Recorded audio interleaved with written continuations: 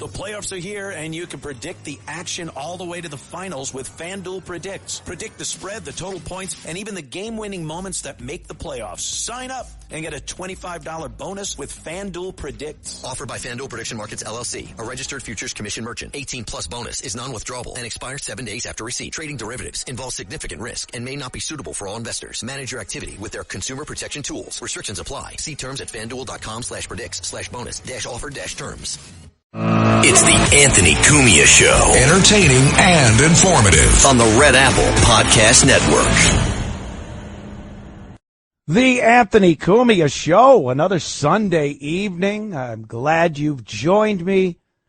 And lots going on, boy, especially if you're in that New York area. You got the big Long Island Railroad strike. And tomorrow, boy, I do not envy you. I do not envy you people. I made that commute for many, many years during my various radio jobs in New York City out from Long Island, and I will tell you, there is nothing that is good about it. There's no like, oh, that one's a breeze. Oh, I drive myself. It's easy. Oh, I take the train. I take a bus. I carpool. None of it is easy. It is all just terrible. Everyone dreads the commute from Long Island to New York City and then back home again. So with the Long Island Railroad taken out of the mix, it just makes everything else that much worse. They're not talking. That's the last update I got. There's not even they don't even have scheduled talks between the union and the MTA. So good luck. And you know they do that on purpose. They start the strike on the weekend, and they give people something to think about. Oh, it's going to be terrible. Oh, it's going to be awful. And then they don't even talk about it because they know that the first day, Monday, is just going to be awful, and it's going to give them a little extra pull. People are going to say, pay these guys. There aren't many commuters, people that work in New York City, that care about the business end of it. They just want to get their ass to work and then get back home. So you guys, I do not envy you.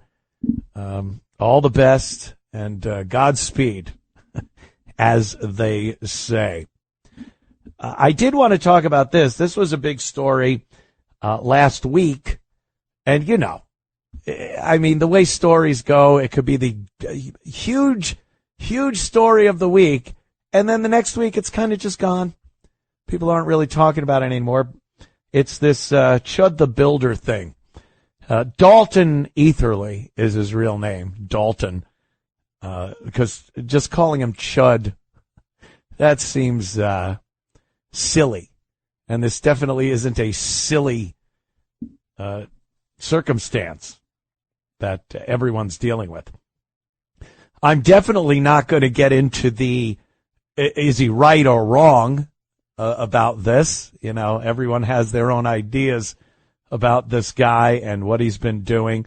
If you don't know, I don't know what rock you've been under, but obviously he's been walking around and dropping N-bombs on black people as he walks through certain cities, towns, and whatnot.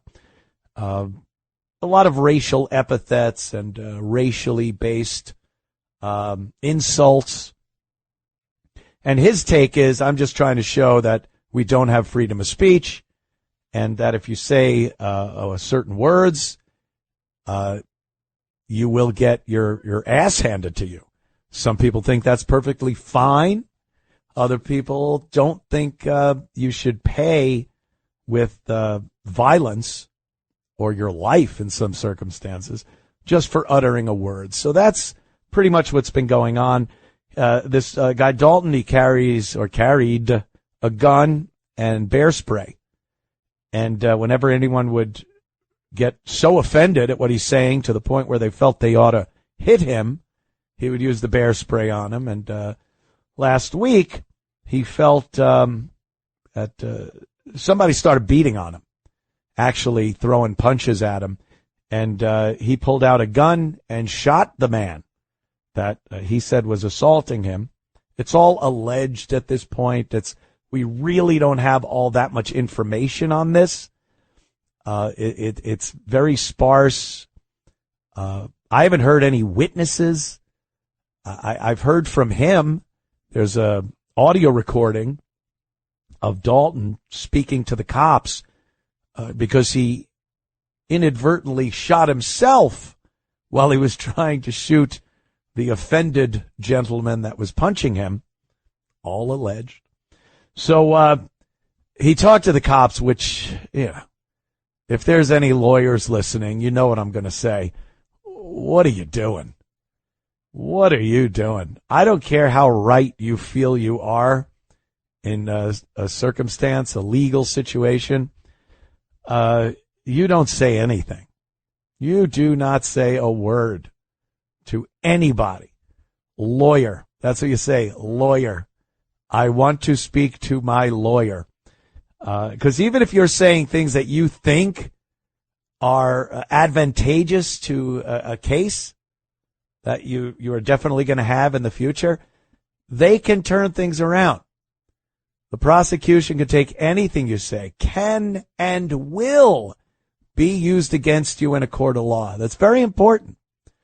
Not only it can, or it might, or this, it will. Well, I didn't say anything that doesn't make me look anything but innocent. Oh, really? How about that? Because the prosecution has a completely different take on what you said, whether it's your alibi, your excuse for doing what you did, how you did it, why you did. All this stuff can and will be used against you in a court of law. So keep your trap shut. Also, the self-defense aspect of this whole thing, because this is really what it's all about. Dalton, I believe, will try to say this was self-defense in a court. And once you do that, you're pretty much saying you did it. That's the whole thing of a self-defense case. Yes, I shot this guy. But here are the circumstances, and here's why the law is on my side, and this was self-defense. So if your self-defense case caves in on you, you pretty much confessed to the murder or wounding, as it was in this case. He didn't kill the guy that was attacking him. So a self-defense case is tricky. It's you have to have a number of criteria that come into play. You know, you cannot have been the aggressor. You must have absolutely felt that your life was in imminent danger of being taken. There are other ones too that are very important to the self-defense, to that defense, the self-defense defense. But from what I'm hearing, a lot of people their opinion is that he doesn't have a chance in hell, all based on what he was doing, not just on that day, not just when it happened, but his record of being a provocateur and one of these guys that walks around trying to piss people off until they take a swing at him or do whatever. He's made a lot of incendiary comments on social media. He has said things to the effect of, the only way this ends is with somebody of color being dead on the ground in front of me. So, you know, all of these things are going to be taken into consideration. And I'm certain the defense is going to try its best to keep these things out, saying that what he said and what he was doing online and on social media doesn't have any relevance to the circumstance that led to him shooting somebody. It doesn't matter what he said. What matters is what transpired between these two men on that day at that moment. And saying that somebody's speech, what they're saying, is a valid reason to resort to physical, hands-on violence, that's a very emotional thing. This whole case is very emotionally charged. You have the race angle in there. You have the First Amendment, the Second Amendment's in there. So emotion, while it's supposed to not have a place in a courtroom, you're dealing with evidence and facts, and what happened, not how you feel, the emotion that this brings out in people. So you have to pretty much be of the mindset that if someone says something to you that you find offensive, you have a right in some way, shape, or form to physically harm that person. And that starts this case off. Again, you cannot, in a self-defense case, you as the person that used the weapon in self-defense can't be the instigator. You can't have started it. Now, does verbally offending someone fall into that criteria of starting the problem? That's what's going to be argued. I don't think it rises to the occasion. I think the law dictates that you can say things. There might be consequences. You could get punched in the face. Most people would say, yeah, that guy deserves to be punched in the face. But legally, does that person have a right to punch you after you've just said something that offends you? That's the big, big part of this, because that's what started the whole thing between these two men that ended with Dalton shooting the guy. So we'll talk about that a little more next. After the break with your phone calls. I hope we have the phones fixed. 800-848-9222 when the Anthony Cumia Show continues. It's the Anthony Cumia Show. Entertaining and informative. On the Red Apple Podcast Network. It's the Anthony Cumia Show on the Red Apple Podcast Network. It's the Anthony Cumia Show, and as I look at the phones, boy, a lot of people wanting to comment on the Long Island Railroad strike. We'll get to the Dalton Chud the Builder Etherly story and your comments on that. But, yeah, let's go to Kevin in Long Beach. Kevin, what's up, man? Yeah, how you doing, Ant? Good. The only Chud I know is a bad 80s movie called Chud, which was an acronym for Cannibalistic Humanoid Underground Dwellers. We all remember that one. Terrible. Okay. Yeah, okay, about the railroad strike. I was talking to a disgruntled ex-employee in a bar a couple of weeks ago, and he told me these stories that were incredible. But, you know, the conductors start at $59,000 to $62,000 a year.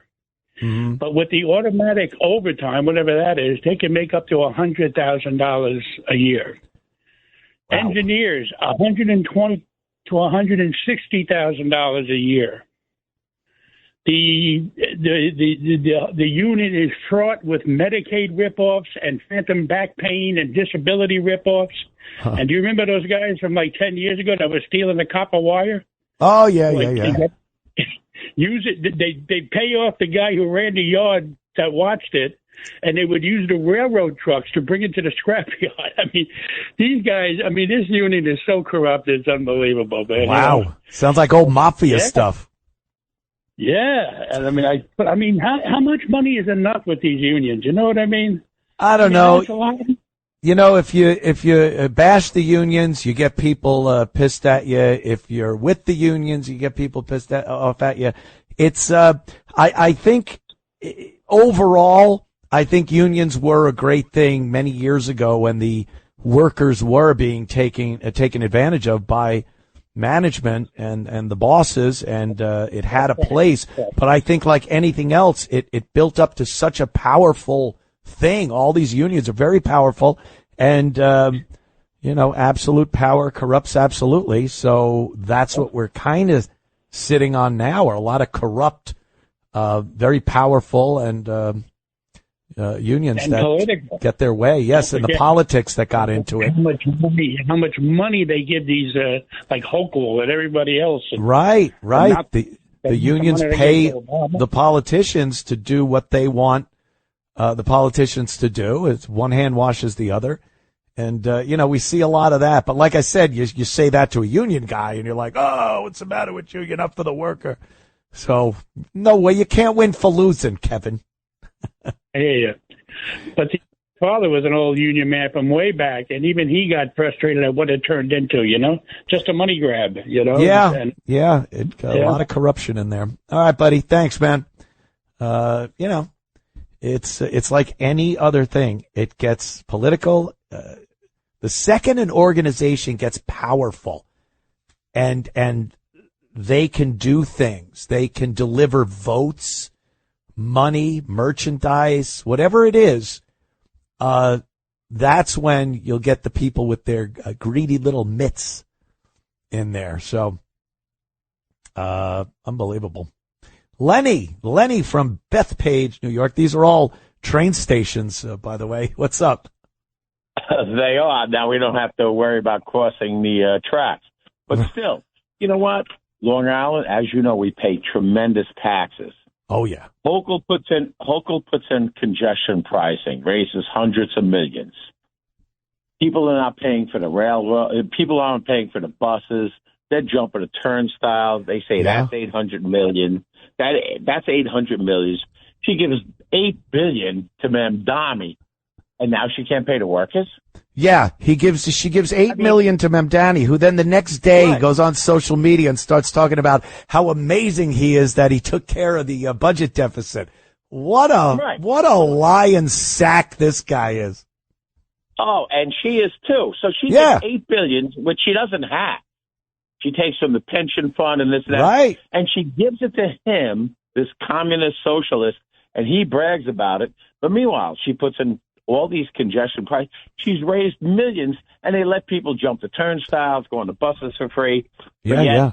I can't pay the union. I'm not a big pro-union guy at all. Right. But if you're going to do all that stuff, pay the workers.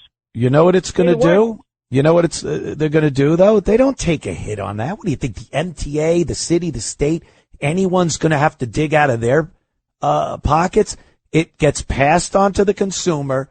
And when you say consumer, as far as public transit goes in New York City, you're talking about the few suckers that are actually paying to get on these platforms and trains and buses and whatnot.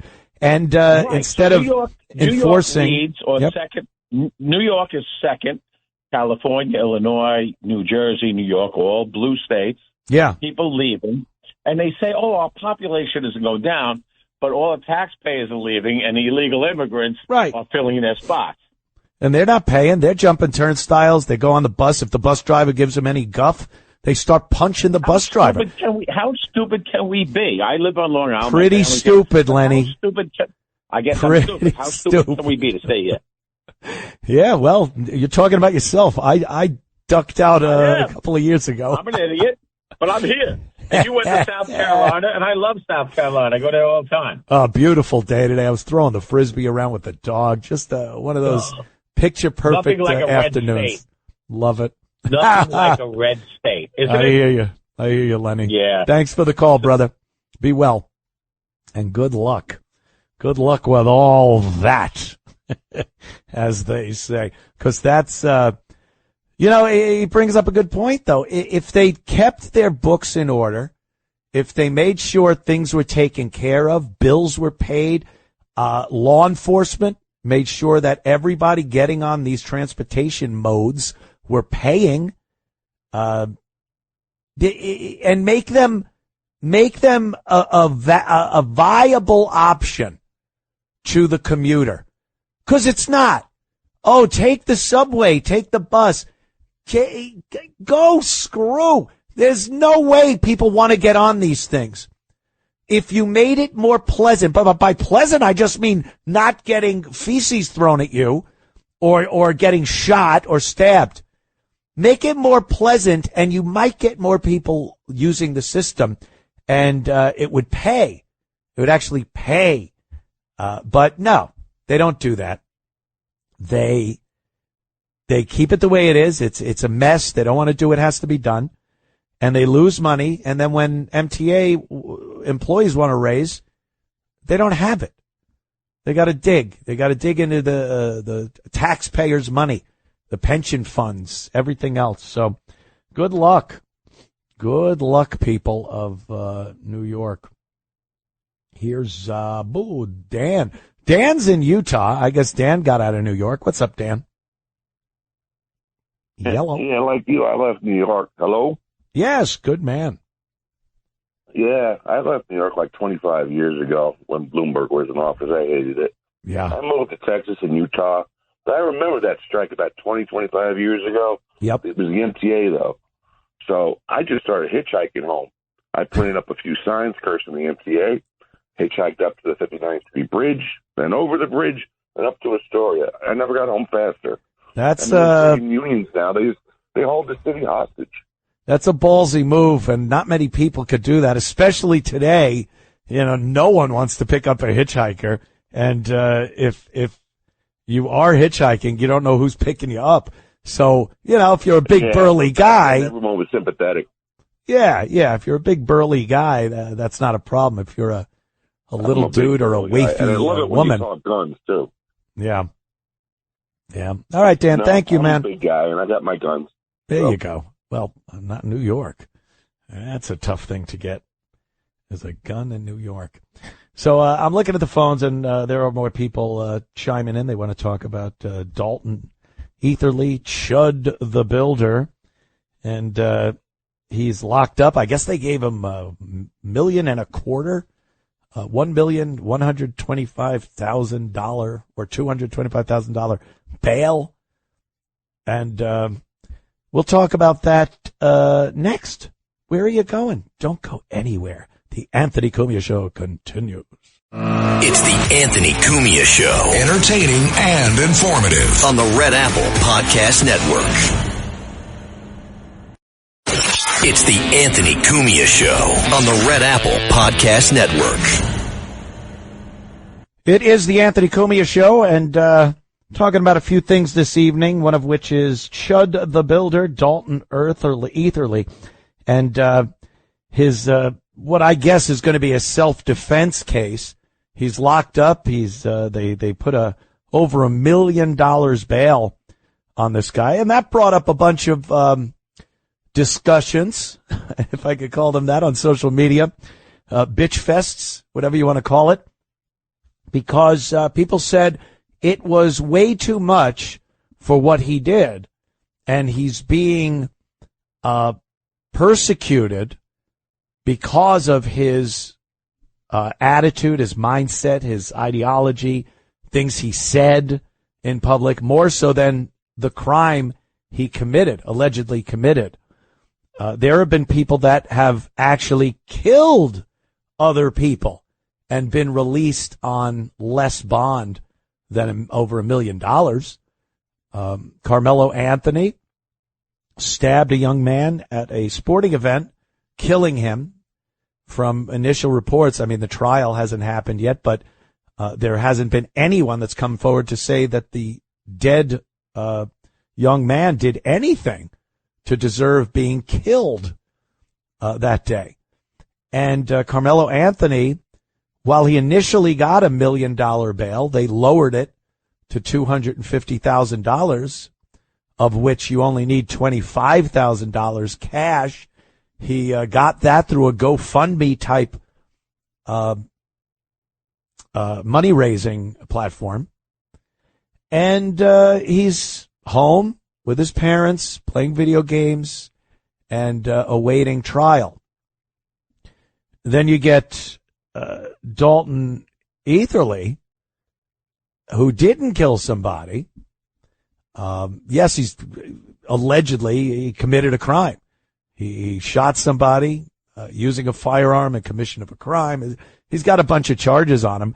But mathematically, again, taking the emotion out of it, it doesn't seem to make much sense.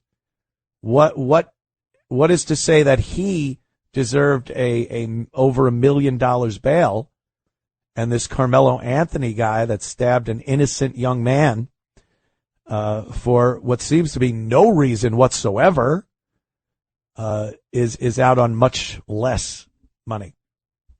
So that's been a big thing too. Self-defense is everybody becomes a self-defense law expert when things like this happen. I remember the George Zimmerman and Trayvon Martin case, which was a self-defense case. Trayvon Martin did not have a weapon. Zimmerman did. And the jury came back and said, he was justified in taking the life of Trayvon Martin. At that moment, Mr. Zimmerman felt that his life was in imminent danger of ending. The story went that Trayvon Martin was beating Zimmerman's head against the sidewalk, and Zimmerman felt he was going to lose consciousness. And then what? Does his gun get compromised? Does he keep getting his head bashed against the sidewalk till he's dead? So he was able to convince a jury, his lawyer was able to convince a jury that Zimmerman felt his life was in imminent danger of being taken. And they said, yep, that's self-defense, all right. I don't know how this case will go. Like I said, we don't have a lot of the info on that. Will Dalton Etherly's lawyer be able to convince a jury that he felt his life was in imminent danger of being taken? Or will he just go with the judge? I think going with a jury on a case like this is nuts. You don't know what you're going to get. And the prosecution is going to try to load up a jury with people that are 110% emotion. That's it. We don't want you looking at the laws. We don't want you looking at the facts, the evidence in the case. We want you to sit in that jury box from beginning to end of this case and think nothing but how awful a person this is, the terrible things he said, and regardless of evidence or law, you want him put in jail because he's a terrible person.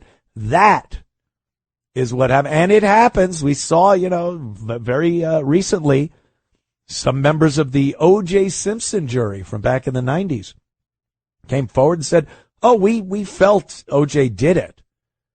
We just felt we needed to send a message that the judicial system had been systemically racist for so long that we had to blah, blah, blah. So the last thing a defendant wants is an emotional jury sitting there, and that's what the prosecution is going to want to put in that jury box. So you go with a bench trial with a judge. Hopefully it's a sensible judge. He does know the law. That's why they're up there.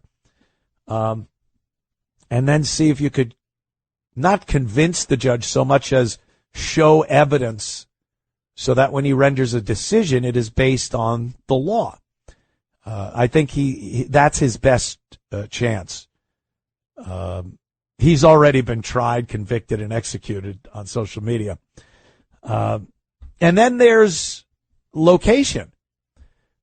People go, self-defense. This is self-defense, and this isn't self-defense.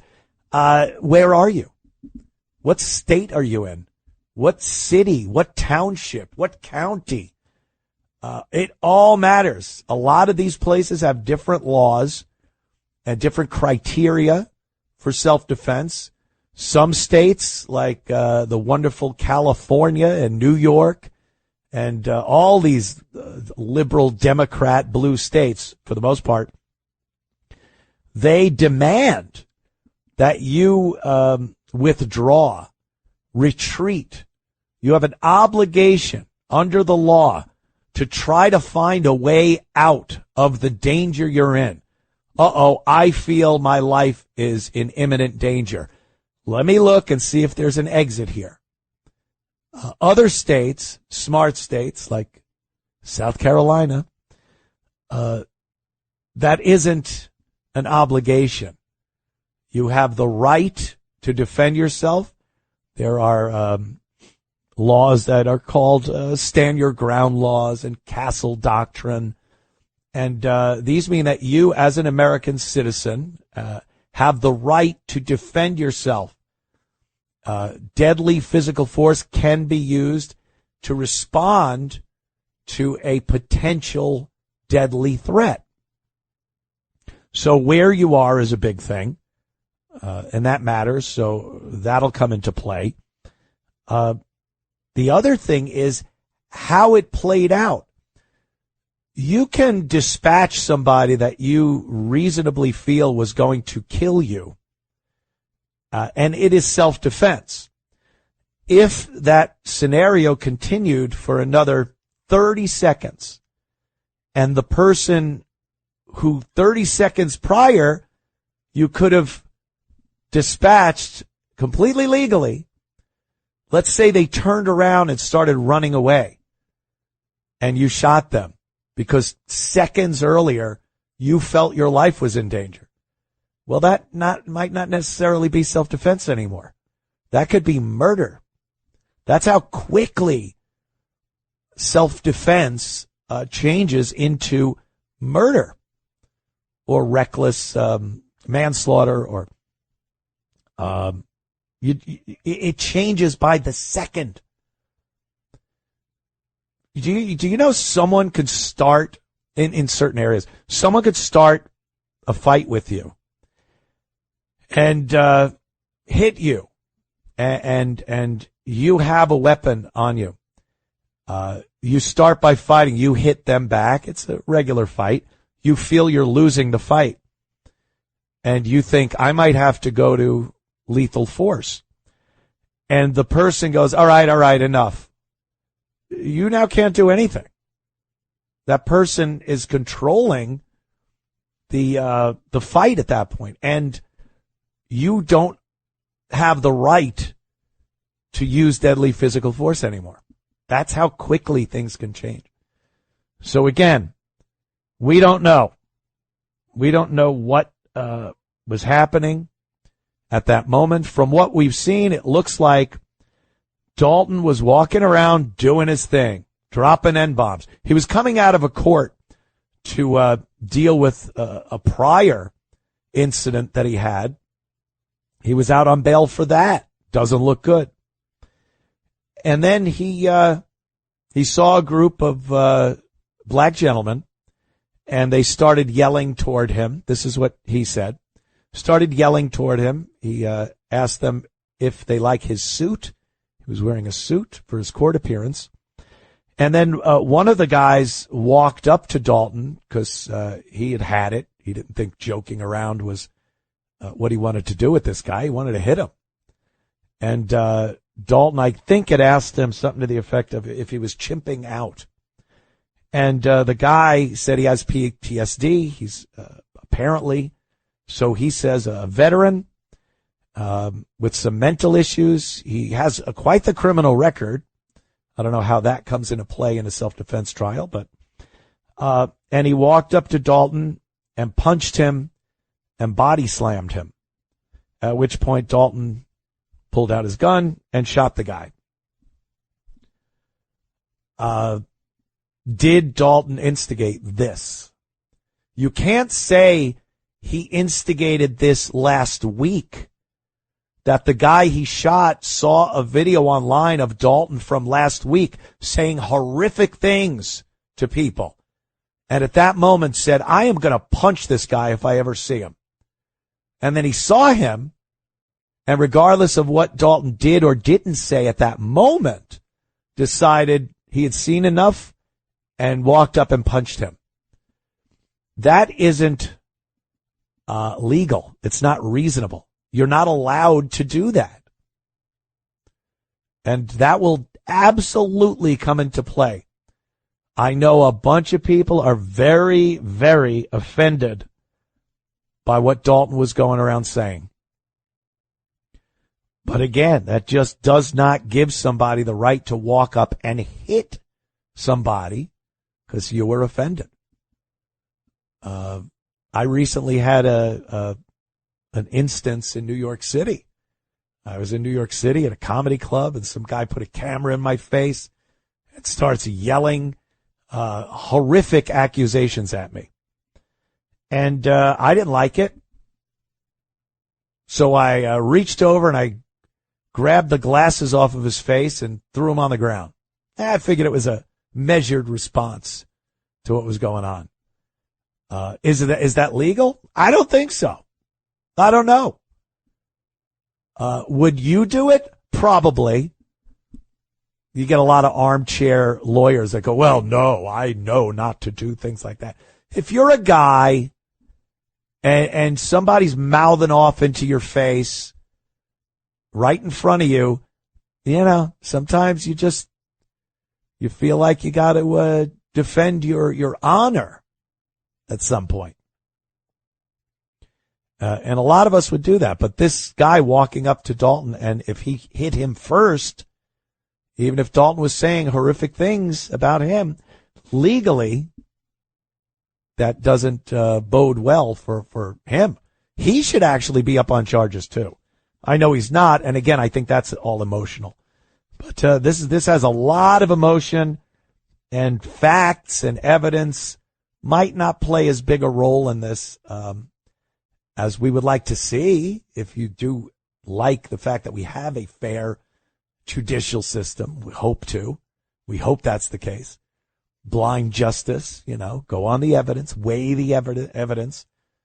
But that's just not the way it really works. It's how it's supposed to work.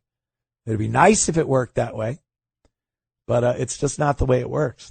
I remember the Casey Anthony trial where she was accused of murdering her daughter, a very young toddler baby daughter. They found the body. It was pretty much a skeleton, and there was duct tape that was around the skull, around the mouth area, whereas it looked like the baby, before it had skeletonized, had the mouth duct taped closed. That was it. There wasn't any DNA on anything. It was down the street from Casey Anthony's house. And I watched the whole trial. Fascinating. And at that point in time, these late night crime shows on CNN and all the news channels had these pundits, these analysts and crime experts, and they would talk about the case, what happened in court that day. And I tell you, there were so many people, especially women, who were convinced she was going to prison for murdering her daughter. I know she did it. You could see it in her face. Who else could have done it? All that. And as we know, Casey Anthony was acquitted, not guilty. And everyone lost their minds. How could she be not guilty? It's right down the street from her house. There was no kidnapping. It was duct tape. Yeah? There was no evidence that could prove beyond a reasonable doubt that Casey Anthony killed Kaylee, her daughter. None. No evidence. So you can't just go, well, I think. She seems that way. She was partying while the girl was missing. She did that. Yeah. It doesn't prove murder. So that was an emotionally charged case. It involves a baby. Jeez, you women go nuts. And they were like, no, she's absolutely guilty. That happens. If they would have gotten a jury of women emotional like that, mothers themselves, and maybe Casey Anthony would have been convicted. You just can't tell. And in a case like this with Dalton, Chud, again, it's racially explosive, and the racial makeup of that jury will be the single most important thing if they go with a jury trial. The single most important thing in this case. any evidence, witness testimony, throw it away. The most important thing will be the racial makeup of that jury. And, if it's not, you could get like some liberal white women in there because they seem to hate men anyway. But that's kind of where he stands at this point.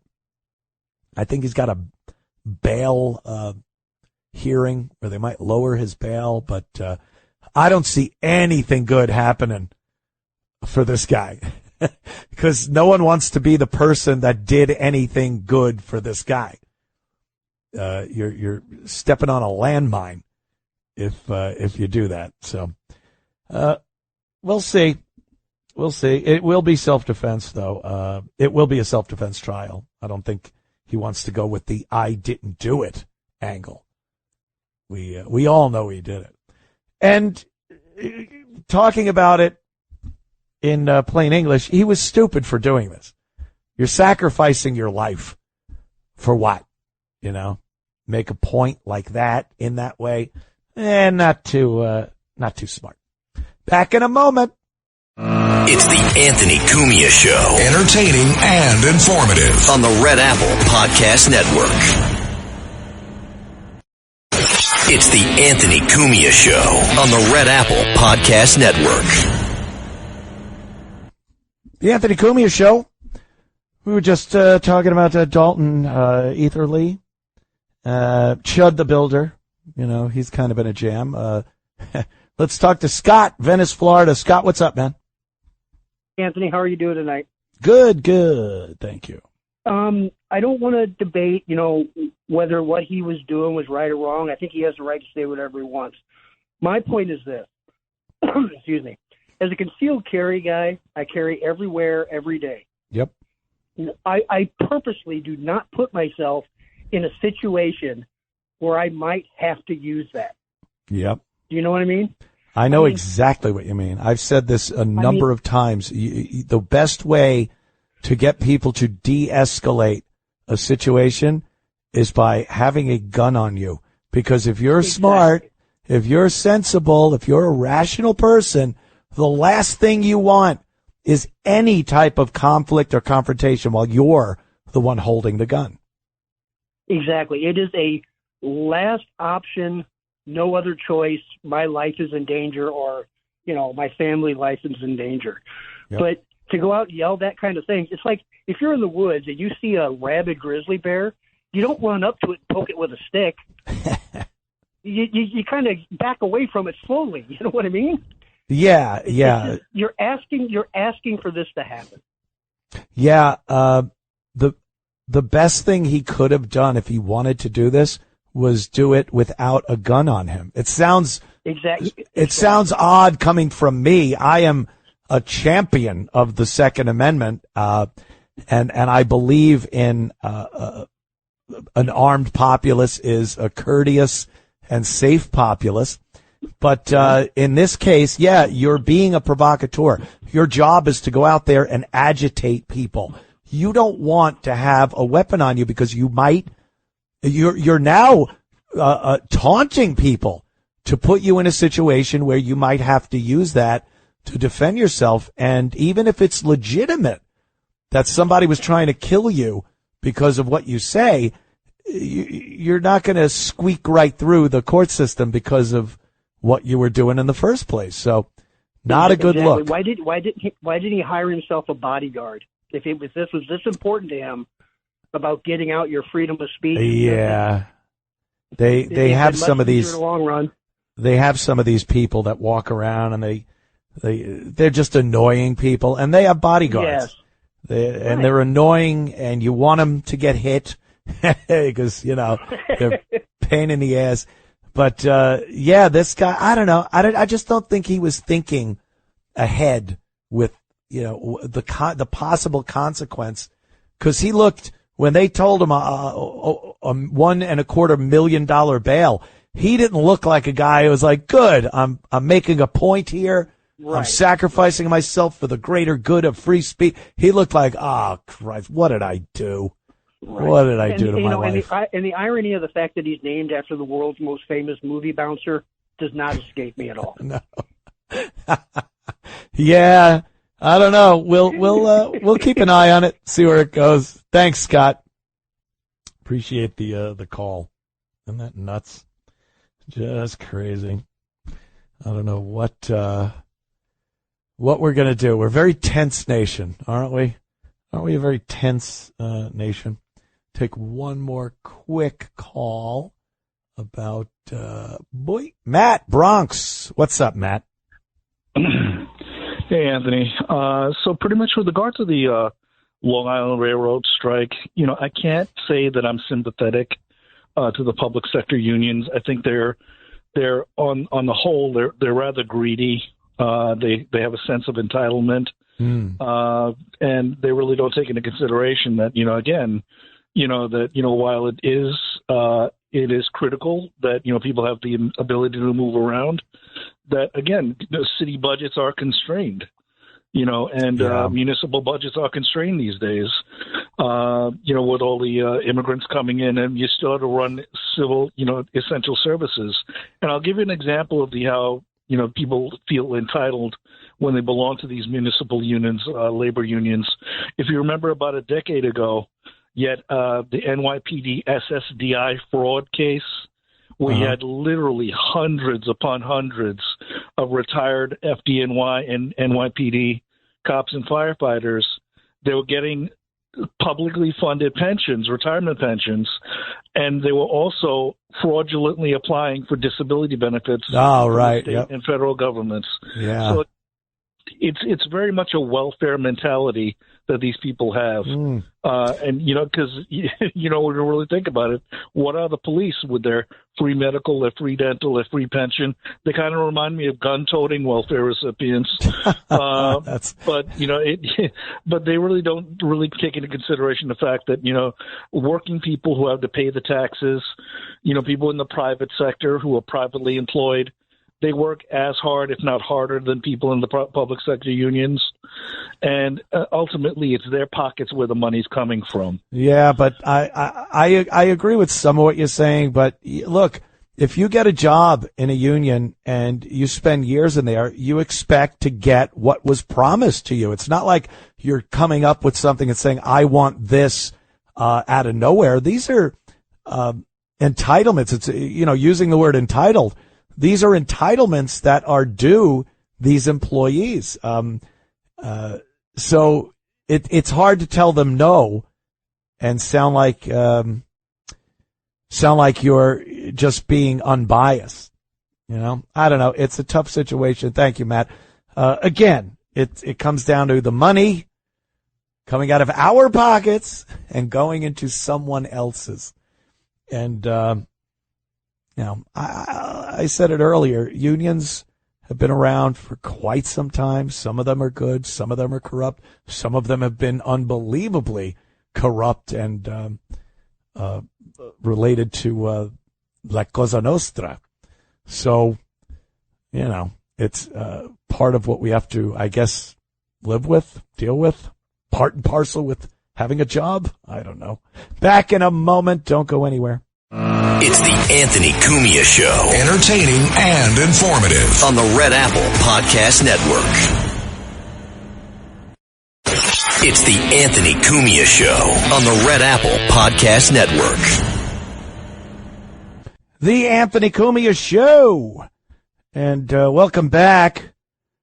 Checking out Game 7, Cavaliers and the Pistons. I guess the winner goes on to play the Knicks. And right now, what is it? 47-31 Cavaliers. Good luck. Did you make a little wager? Because I got to tell you, FanDuel predicts. That's where you got to go. FanDuel predicts. And bet on the game. Make it more interesting. I was in New York last week, and FanDuel predicts. I was betting on the Yankees. All right, it didn't quite pan out like I wanted it to. But, hey, it happens. FanDuel predicts. You bet on the games. You bet on the prop bets for the games. Or how about this? Anything going on in the world. Well, where's the price of gold going? If you're into finance, things like that, you could put a little wager down on that with FanDuel Predicts. What else? The spread, total points in a game, winning moments, all that playoff stuff. Follow the dishes, swishes, wishes, and misses. Whoops. And it just, when you sit there, you're at a bar, this is what I was doing, watching a game, it's like, okay. But if you have something on the game, now you're a little more vocal. Yeah, you're a little more interested. You have something riding on it. And FanDuel Predicts makes that really easy. And, it changes the way you watch things. Changes the way you watch sports. And it changes the way you look at everything. Finance, economics, commodities, real-world markets. What's the Fed going to do? Imagine something as boring as what the Fed is going to do. And now all of a sudden you have a vested interest. You care. Mm-hmm. And you could see what other people are doing. So you're not just jumping in there blindfolded. You say, oh, okay, a lot of people think the Fed is going to raise interest rates. Boom, I'll put a little wager on that. Where oil's headed. FanDuel Predicts. Go to FanDuel.com/predicts and check it out. Offered by FanDuel Predicts Market LLC, a registered futures commission merchant. 18 plus, please. Bonus is non-withdrawable. You get a bonus. And expires 7 days after receipt. Trading derivatives involves significant risk and may not be suitable for all investors. Manage your activity with our consumer protection tools. Restrictions apply. See terms at FanDuel.com/predicts/bonus-offer-terms. There you go. FanDuel Predicts. Checking out movies. You know, what was the big story about movies this past week? Well, we all know what that was, don't we? The Odyssey. Yep. The Odyssey. This is a tale as old as time itself. Isn't it? Christopher Nolan is making the movie. Matt Damon's in it. And people aren't happy with the casting. It's not too happy with the casting of what's going on in the Odyssey. It's not true to the book, the tale, the story. And there have been some people guessing, I guess. There's rumor of certain people that are going to take certain roles. The funniest one is Elliot. What the hell's his name? The little trans kid. Elliot Page. Ellen Page was a young woman. Now is Elliot Page a twinkish, waifish young man, and rumored to be playing Achilles, who, if you remember the movie Troy, was Brad Pitt, and that was fantastic. That was a great casting, very, very believable. Not like Elliot Page, because I really don't see that ever happening. But then there's other ones, Helen of Troy, the most beautiful woman on earth, and she's going to be played by an African-American woman. So this really has people up in arms, saying why. It's a Greek story. It's ancient. These characters have been fleshed out. Everyone knows what they're supposed to look like, and people are they do a lot of whataboutism. They go, well, what if you got a white guy to play Martin Luther King? And everybody starts that never-ending argument that goes nowhere, ever. But, I think stories should be consistent with if you're doing something from a book or a previous movie, you should stick to the writer's image of what these people were. If you want to, make a little artsy-fartsy movie and change things around, that's fine. Go to it. But you might not sell as many tickets. And I, for one, believe the only reason this is being done is to cover the criteria that the Academy has put in place for the past few years that puts restrictions on your casting.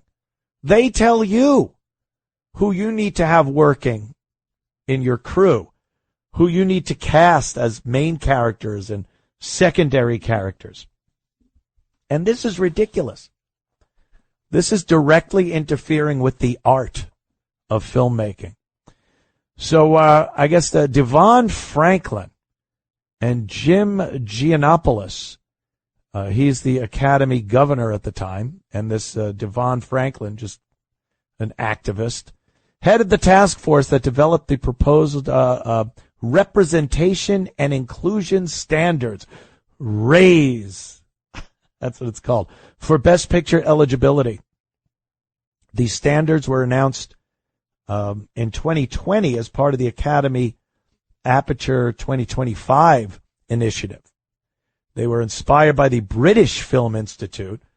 That way you know it's a loser if it comes from Britain, the way they've been lately.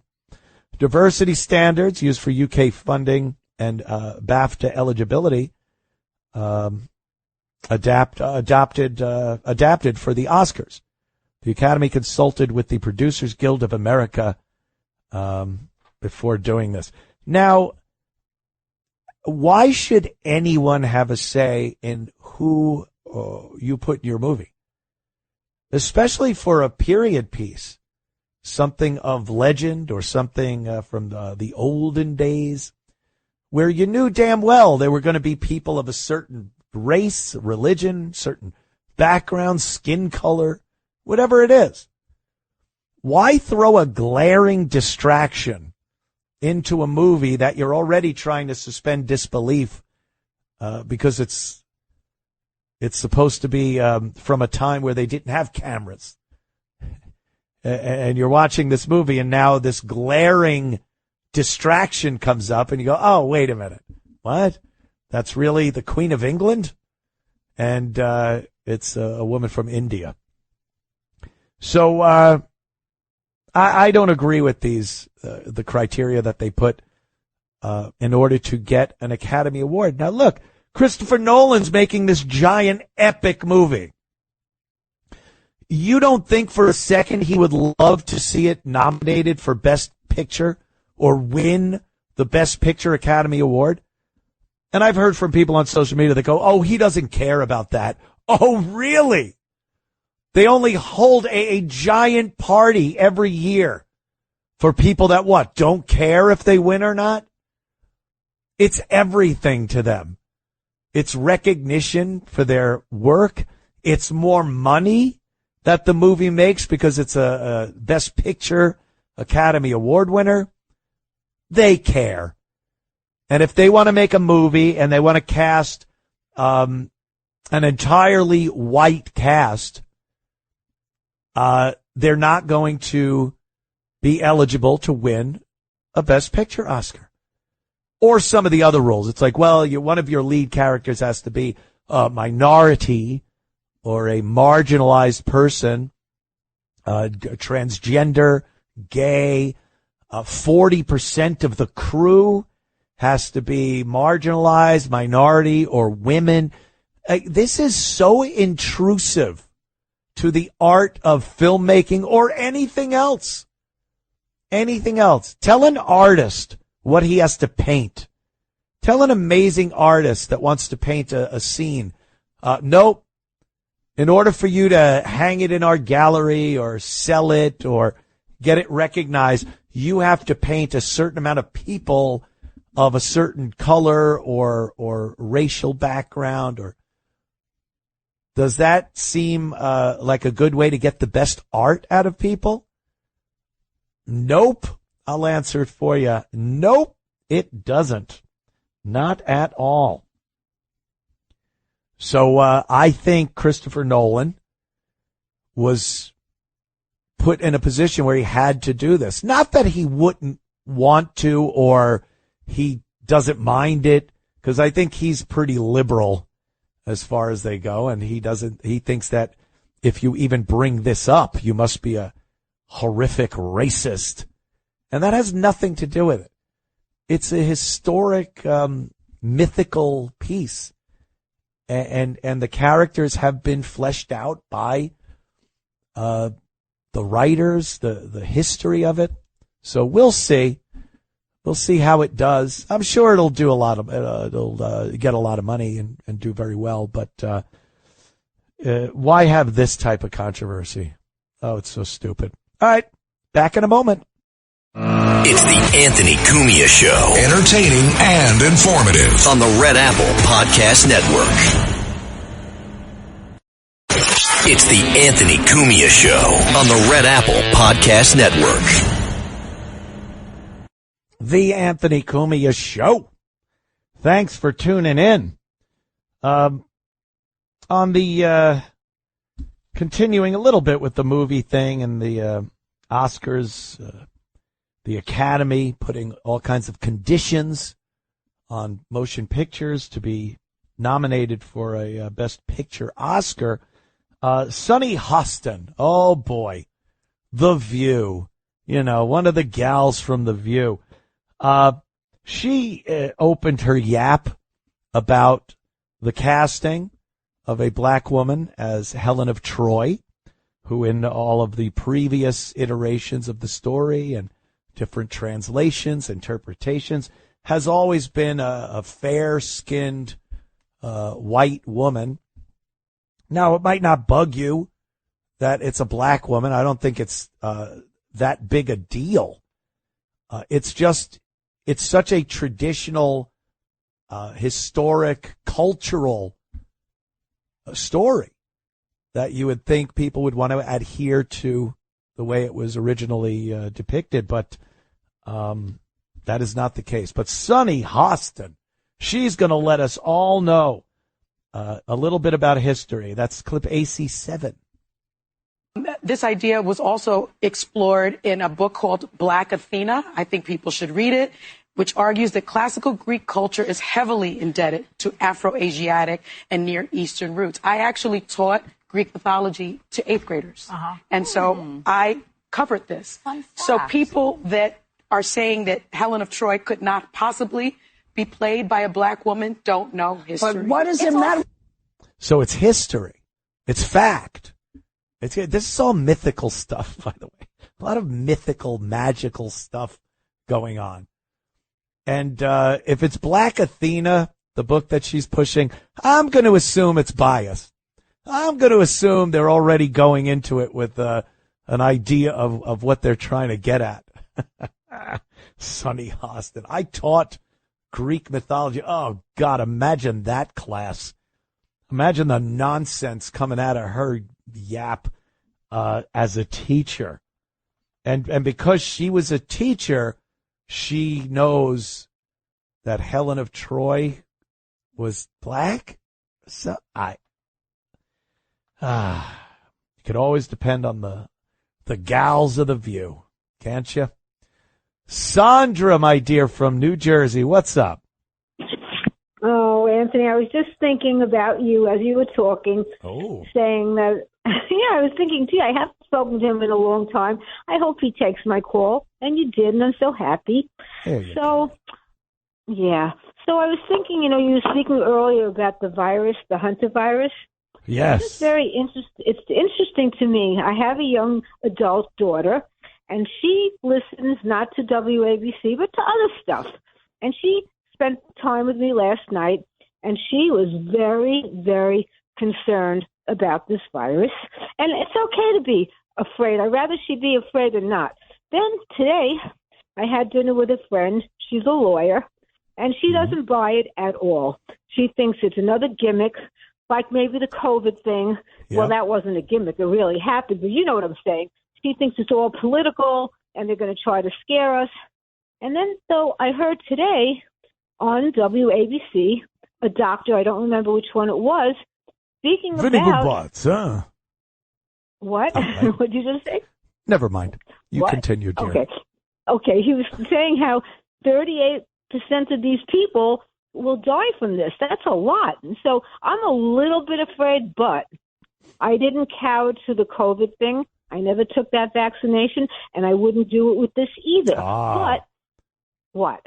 No, that's good. That's good you did that. Yeah. Let me just say something, because you brought up, what was it, 38% you said? Yeah, that's what I heard today on the radio on WABC. Yeah, see, they try to scare you with numbers like that. I believe that the rate of fatality for hantavirus is 38%. If you get it, there's a 38% chance of you dying from it. That doesn't mean anything, because the odds of getting it are so small that it's not like COVID where everyone was getting it. This is not a disease that you could transmit by sneezing on somebody, or this is, you need to inhale dried up rodent feces from a rodent that had the hantavirus. This is primarily in a lot of the Indian reservation areas of the American Southwest. If you look at people that have died of the hantavirus, aside from what's his name's wife there, the actor that recently died, you realize that a lot of people that have died from this are people that live in poverty on a lot of these Indian reservations in the Southwest. So the odds of getting it are so small. So you take that 38% and they run around, scare you with that. But you're not getting it. You're not getting it. Your niece isn't getting it. Your granddaughter isn't getting it. They're trying to scare everybody with this new disease. Glad you said that, because you made a very good point now, and I'm going to share that with my daughter. So there you go. Share that with your daughter. Unless her name is Hiawatha, don't worry. There's not a problem. She's going to get hantavirus. Thank you, Sandra. Everyone's scared. See, I saw an article in the paper. An article. Isn't that funny? Now I saw a post. In the old days, we used to see an article in the paper. I saw a post, and it was about Ebola. Ebola. Oh, they found Ebola somewhere in Africa, and that's just a horrifying disease. And they always love putting the symptoms in the stories. Bleeding from the eyes and ears and mouth, and uncontrollable diarrhea, and it's just terrible. What they don't tell you is that Ebola is one of the hardest diseases to spread amongst people. A lot of people that get it are in these out-of-the-way African villages. And they can't live long enough with Ebola to spread it. They can't get enough people with Ebola to leave an area, go to another area, and spread the Ebola amongst those people. That's how lethal it is. And the people are very sick. They don't travel when they have Ebola. They just lay there and suffer and then expire. So the chances of getting Ebola going in the United States, or really any civilized Western nation, is so ridiculously slim. But it doesn't stop them from trying to scare you. And I don't know what the fear factor is, why they try so hard to scare Americans and Europeans with this stuff. I guess maybe like COVID, to try to maybe affect elections, keep people home. When people are home, they're a lot easier to control and propagandize than when they're out living a life, talking to other people. And I think that's a big part of big government and other entities that want to scare people and control them. The less real face-to-face communication you have with people, the better it is for people that want to grab onto as much power as they can. You know, you could talk about how we have the ability to speak to each other online, but you don't even know who you're talking to. You don't know what if people are saying, if it's even true, false, half-truth, complete garbage. Being out and about, living, breathing the air, talking to real people. That's something a lot of people that want to grab up power, they love that. They love that. They keep you strapped to your chair in your house, scrolling, staring at a screen and scrolling. Doom scroll more. All right, back with more of your calls and a lot more of the Anthony Cumia Show next. It's the Anthony Cumia Show. Entertaining and informative. On the Red Apple Podcast Network. It's the Anthony Cumia Show on the Red Apple Podcast Network. The Anthony Cumia Show. And I guess over the weekend, what was that, yesterday? They had the Unite the Kingdom rally in England. Jolly old England, yes. Tommy Robinson was a big part of that, getting that together. And it was pretty much, hey, we don't like what's going on in our country. Our once great kingdom seems to be invaded by a lot of outsiders, people that don't really appreciate or care for the English traditions, customs, heritage, history. And they seem to be really into committing some horrific crimes, especially against British women. A lot going on over there. So Tommy and a bunch of other people, they call them right-wing, horrible people. How do you say that? The guy's just saying, we are letting in people that are destroying the fabric of England. And there are so many videos that you can watch of oldie time England. You know, not even crazy long ago, the 80s. It looked like a great place to go and visit. I wanted to go to England so bad for so many years, and I could never swing it, you know. And now I wouldn't even want to go. Why would I want to go? I could just go to Times Square, New York, and see a bunch of people that are here illegally, picking people's pockets and wearing stupid costumes to take pictures with kids and rob their families. So that was going on, and man, there were a lot of people. I mean, that crowd was huge.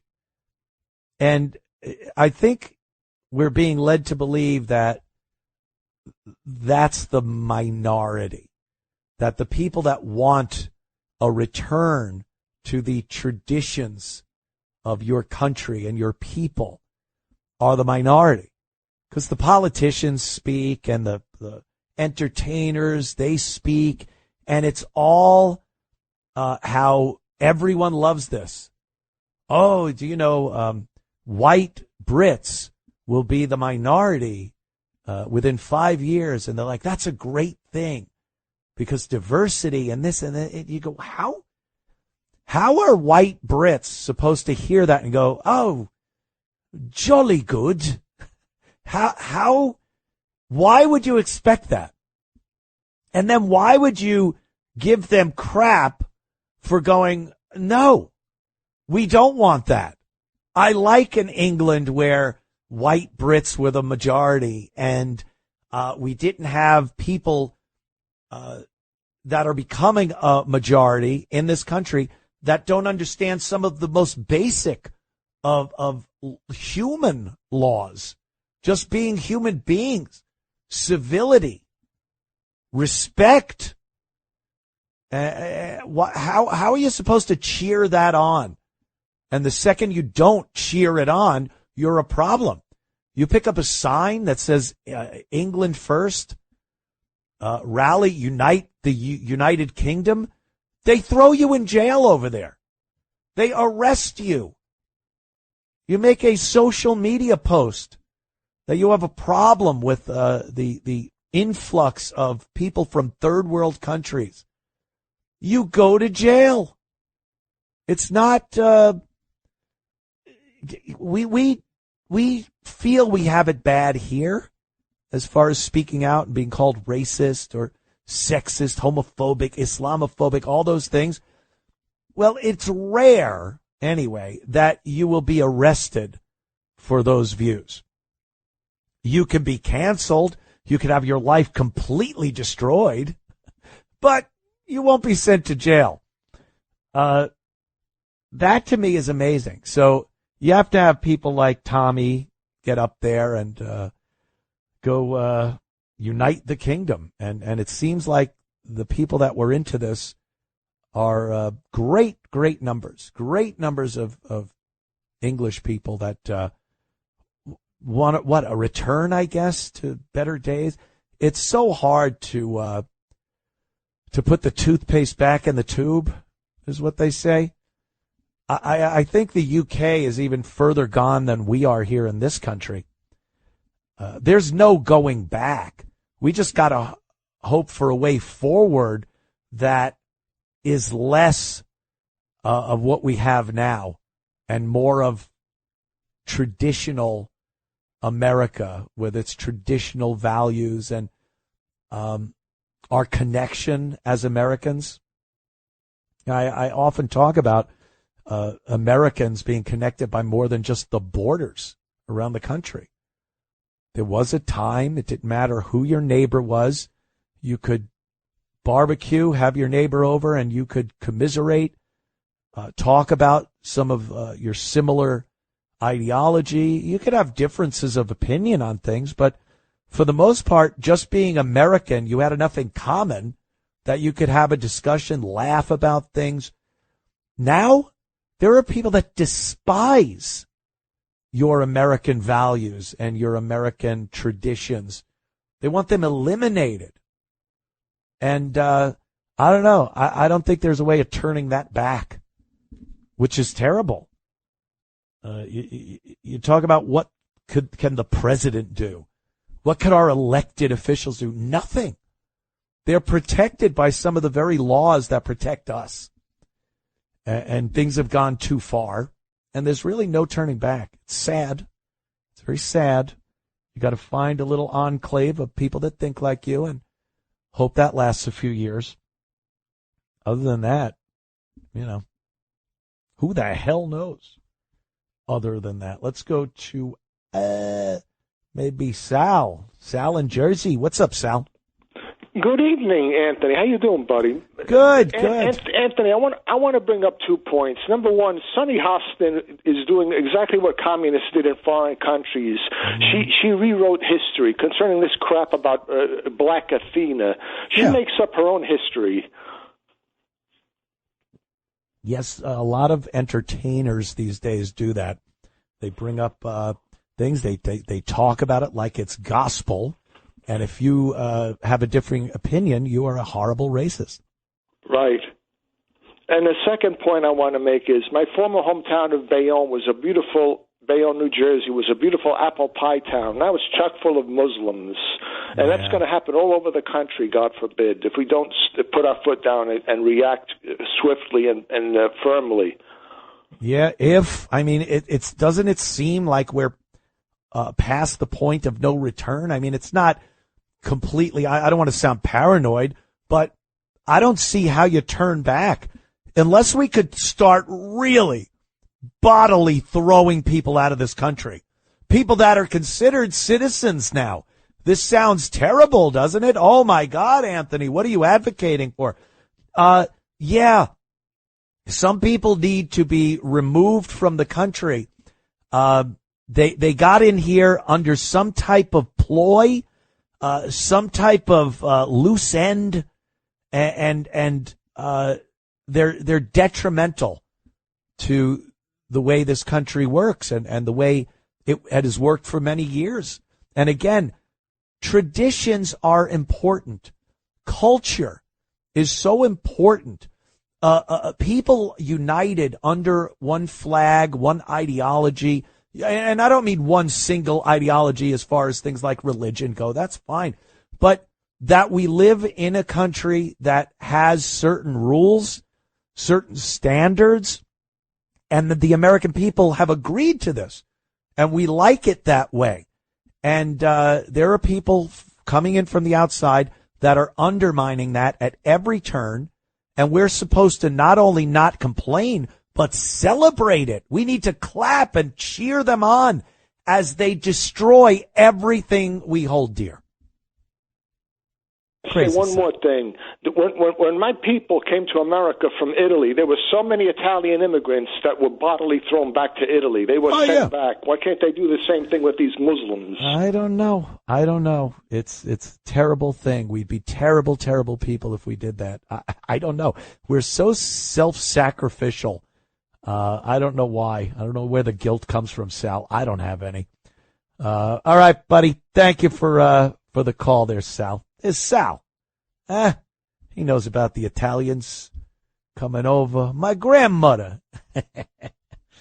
It's what it is.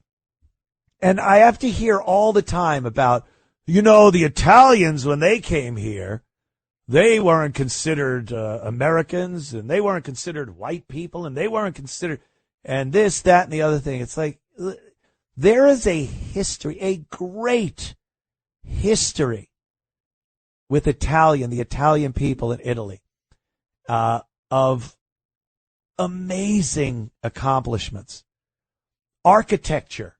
I mean, you look at some of the amazing buildings and architecture that Italians have contributed to worldwide, by the way, not just in Italy.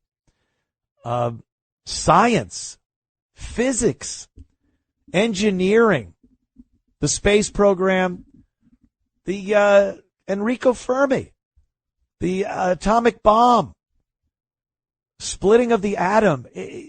Italians have contributed so much. And then because years ago a bunch of Italians came over to America to make a better life for themselves, and you're trying to equate them with third world people that came out of stick houses. And you're trying to tell me that it's the same thing? Oh, yeah, Italians. Oh, yeah, just like Somalis. Just stop. Unbelievable. Svachim, you make me sick. Get off my phones. Oh, goodness gracious. Let's go to Bonk. Gianna. Brooklyn, New York. What's up? Good evening. I so much enjoy your street creds. You got a lot of street creds. Thank you, dear. And because you're for real, man. You're not just ideological. But I would like to say something. You deal a lot with these these things that are they're hypocritical. Hypocrisy. Yes. Hypocrisy, not Hippocrates, hypocrisy. Yes, Gianna. You know what's funny? It's so much hypocrisy. Okay, we got sanctuary cities to protect whom? To protect the illegals. But then in England, the people who've been there who are native can't have sanctuary in their own place and have a voice. And also, what about this Mandami guy? Mandami, baby. Yeah. What is he doing, man? What is Mandami doing? He champions socialism. Well, capitalism is just the regular way of doing business we always did all these years. You grow some food, you sell it. You make something, you sell it. That's capitalism. They didn't have to write an ideology. Who did this? Two Jews, Karl Marx and Engels. They made this whole socialist castle in the sky. That's what we want to reach for. Social. Hey, Mandami hates Jews. He's a freaking socialist hypocrite. Because why is he championing Karl Marx? It makes no sense, baby. I would love to confront him on that tip. Did you just curse? I think she said the S word, but thank you, Gianna. Boy, she's a firecracker. Oh, boy. Yeah, communists, socialists, it's all the same thing. And Gianna was right as far as capitalism goes. It's just the way people did business before there was a term for it. I like that. I would like to have that. There are two ways to do it. I could smash you over the head with my club and take it, or I can work out an even trade. I have something you like, you have something I like. We'll trade that, and that is doing business, supply and demand, all that. And, that's the way things have worked. The communist thing, the one guy in the cave goes, hey, everyone, give me everything you have, whether you have a lot of it or a little of it. I'll take it. I'll keep it in my cave, and then I'll dish it out to you evenly. You'll all get the same thing. And then I'll be sitting up here with all your stuff, so I'll be able to just have everything. I'll eat well. I'll have all the furs, so I'll be warm. I'll have the magic rock that makes the fire. But I'll make sure each and every one of you get exactly the same little piece of food, little piece of fur, I'll come down and make the fire for you because we can't trust you with fire. But that's socialism. That's communism, as opposed to, hey, I like that fur. I'll give you my wife for it. Maybe that wasn't a fair trade, but that's how things worked back in the old days, folks. So we were talking about England and this Unite the Kingdom, that Tommy Robinson and stuff. They're working with a prime minister over there, Keir Starmer. This guy, I think about the past prime ministers of England, and some of them were a little goofy. Some of them were very powerful, others not so much. And this guy, he's just watching a once great nation, a kingdom. The sun never set on the British Empire. And just watching it go right down the tubes and lambasting anybody that has a differing opinion.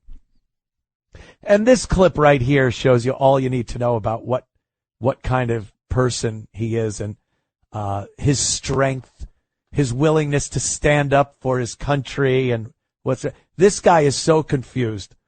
AC5, let's hear Keir. Is it transphobic to say only women have a cervix? Well, it is something that shouldn't be said. It is not right. But, Andrew, I don't think that... So Rosie Duffield should not have said that. Can you explain to people watching why she should not have said that? Well, Andrew, I don't think that we can just go through various things that people have said. Rosie Duffield, I spoke to Rosie earlier this week and told her that conference was a safe place for her to come, and it is a safe place for her to come. Oh, it's a safe place. So a safe place for a transgender person is a place where you don't say such horrible things as only a woman has a cervix. You need to be a woman to have a cervix. That, for some reason, is alarming and not safe. All of a sudden, you've turned that space into an unsafe space for a transgender person. And Keir wouldn't even say whether women are the only people with a cervix or if a man can indeed have a cervix. You should not be able to run for dog catcher if you can't answer that with a definitive, yes, women are the only ones that have a cervix. If you can't definitively answer that with a resounding, absolutely, positively yes, you don't deserve to hold any office representing any people, responsible for the lives of people, if you are that screwed up in the head that you can't answer that question. And you think it would make people feel unsafe. A scientific fact, not a theory, Nothing that it has a question to it. Men have prostates. Women do not. Women have cervix. Men do not. Absolutely every single time for millennia. That's how that needs to be answered, Kier. Not with this, we don't know. Maybe. We shouldn't even talk about it. That was my favorite. All right, back in a moment. Stick around. It's the Anthony Cumia Show. Entertaining and informative. On the Red Apple Podcast Network. It's the Anthony Cumia Show on the Red Apple Podcast Network. The Anthony Cumia Show. Let's go to Danny over there in California. Oh, boy. How you doing over there, Danny? I'm doing fine, Anthony, because I'm listening to your show. I love it. The problem to be solved, you just end legal immigration. I notice it's a topic that nobody wants to talk about, but that's simple. You end legal immigration. These invaders come in legally every year, over 1 million of them, and they have family unification. That's a law where they can bring the whole tribe in once they get here. And that's the whole answer. But I'm going to give you what the problem is. The Saudi Arabians and the Communist Chinese have bought off the politicians in America, most of the politicians, and the corporate people, and also in Europe, too. They bought off, the Saudi Arabians have bought off the European, most of the politicians, most of the corporate people. That's why they're building giant mosques in London and Paris and Rome and everything. So that's the whole answer. You just stop legal immigration and you get the illegals out, but they want them here. The truth is, Saudi Arabia, Communist China, pour billions of dollars into Western civilization, and they want to really marginalize the conservatives, the people. So you'll have nothing. You'll be talking in a phone booth. That'll be your political roundup. You'll have 10 people in a phone booth. You'll be outnumbered, and that's what they want. You have communist mayors, foreign-born in New York City now. Federal judges are foreign-born. You get rid of that legal immigration. And Anthony, I got a special friend here for you. He's a big fan of yours. Come over here, Steve. Hey, it's Steve from Manhattan, man. What's up? Hey, Steve from Manhattan. How are you, sir? I'm doing great. And my friend Danny over here, I told him about your show. We're out in California right now. California is a dump. They're going to have that female woman, Raymond, running for mayor in Los Angeles. She's born in India. She's a communist. She's a Muslim.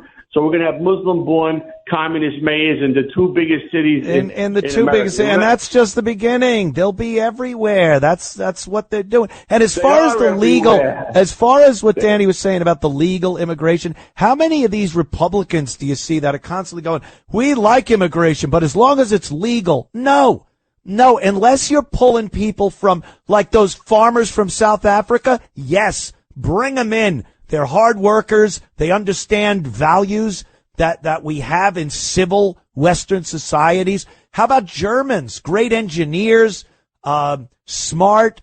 Those are the people that we want coming over here legally. If you have illegals and legal immigrants, and they're both from the same pot, what's the difference a little paperwork makes? Oh, he's a legal immigrant, but he's still a burden on the country, doesn't want anything to do with our ideology or traditions. No, I don't want legal immigration either, quite frankly. Well, I agree with you, but unfortunately, the third world is all over America. They're taking over all the cities. Last year, you brought up the South Africans, the Afrikaners, the Boers, those are the white South Africans. Trump wanted to bring 50 in. 50. And the leftists and the communists went nuts in this country. So you know it's a racial thing with these And those were and by the way, those were real refugees. Those were people who were in danger of imminent death, and 50 of them. And the crap that Trump got for saying he wanted to bring them over, actual refugees. And it's all racial, it's all political. And it's all bull, my friends. Thanks for the call. I got to move on a little bit, but isn't that crazy? there's a topic here I wanted to bring up, and we'll probably carry it over after the break. But Mamdani wants to fund the New York City public libraries. Now, on the outset, that looks like, yeah, okay. What's wrong with that? There's nothing wrong with that. I get it. The public library, quaint, no real enemies. It's not a controversial topic. But my point on this would be, and I'd be curious as to see what the people think about this. Do we need public libraries at this point in 2026? I know I sound like a Nazi book burner? No, they had libraries. What do I sound like? Somebody that doesn't want an educated public? No, there is information available at your fingertips at any moment, day or night. You don't need to wait to go to the library to get any bit of information you want.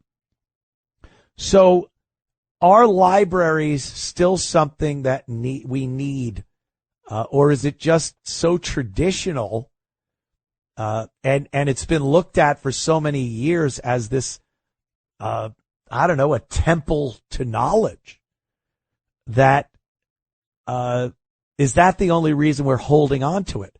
Sentimental reasons, nostalgia, the fact that they used to be where people went to get educated. You go to school, but then you'd go to the library. I need to study. I need to go to the library. Is it the circus? Dated, old, ready to wrap it up, pull up the tent stakes and move on? Or is it something that people still want to go to? We'll play what Mamdani said about it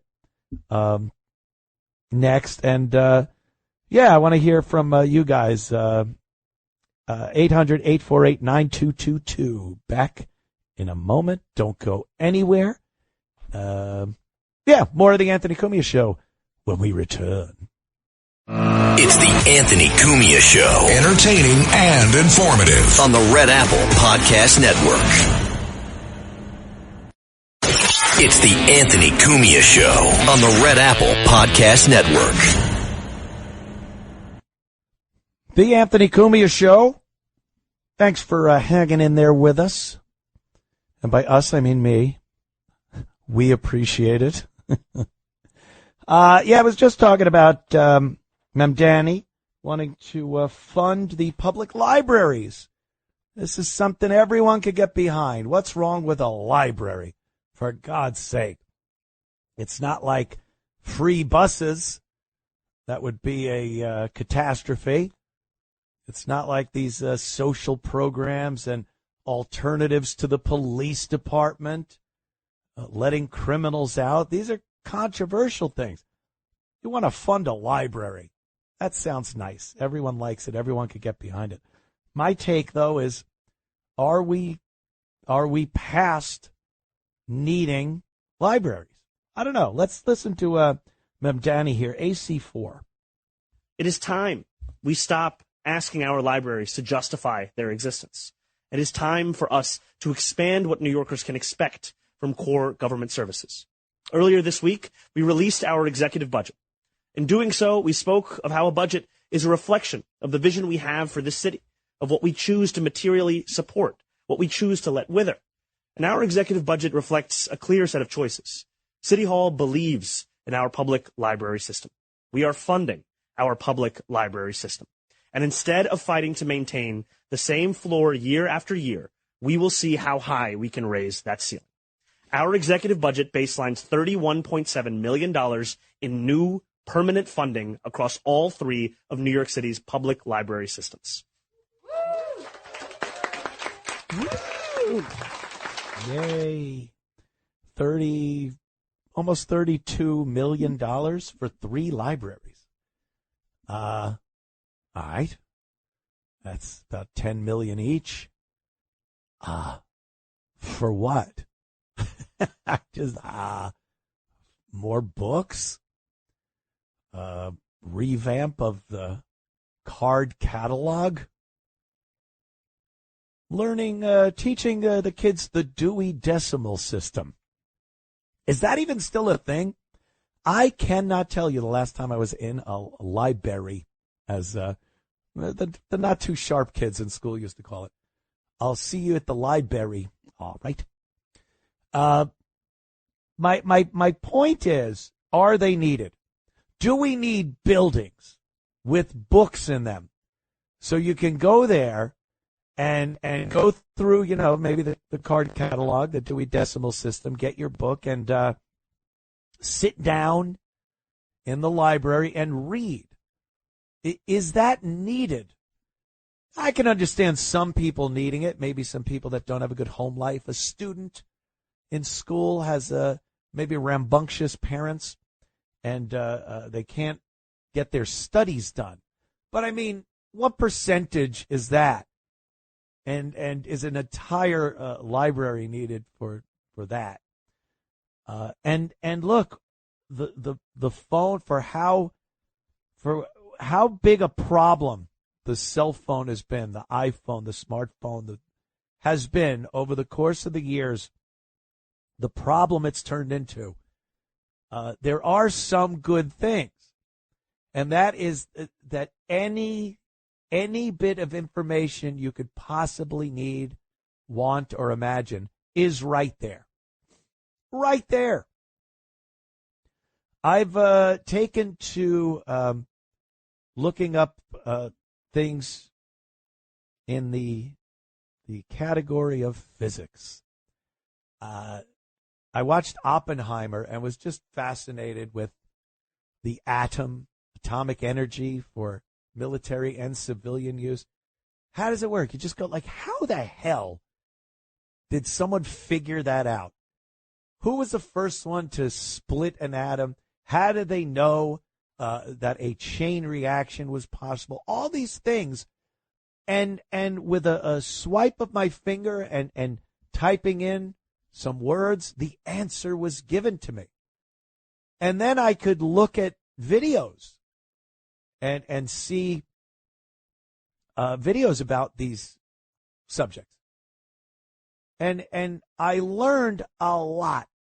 I learned more than I could ever learn in school about that, physics and atomic energy and elements, both natural and man-made.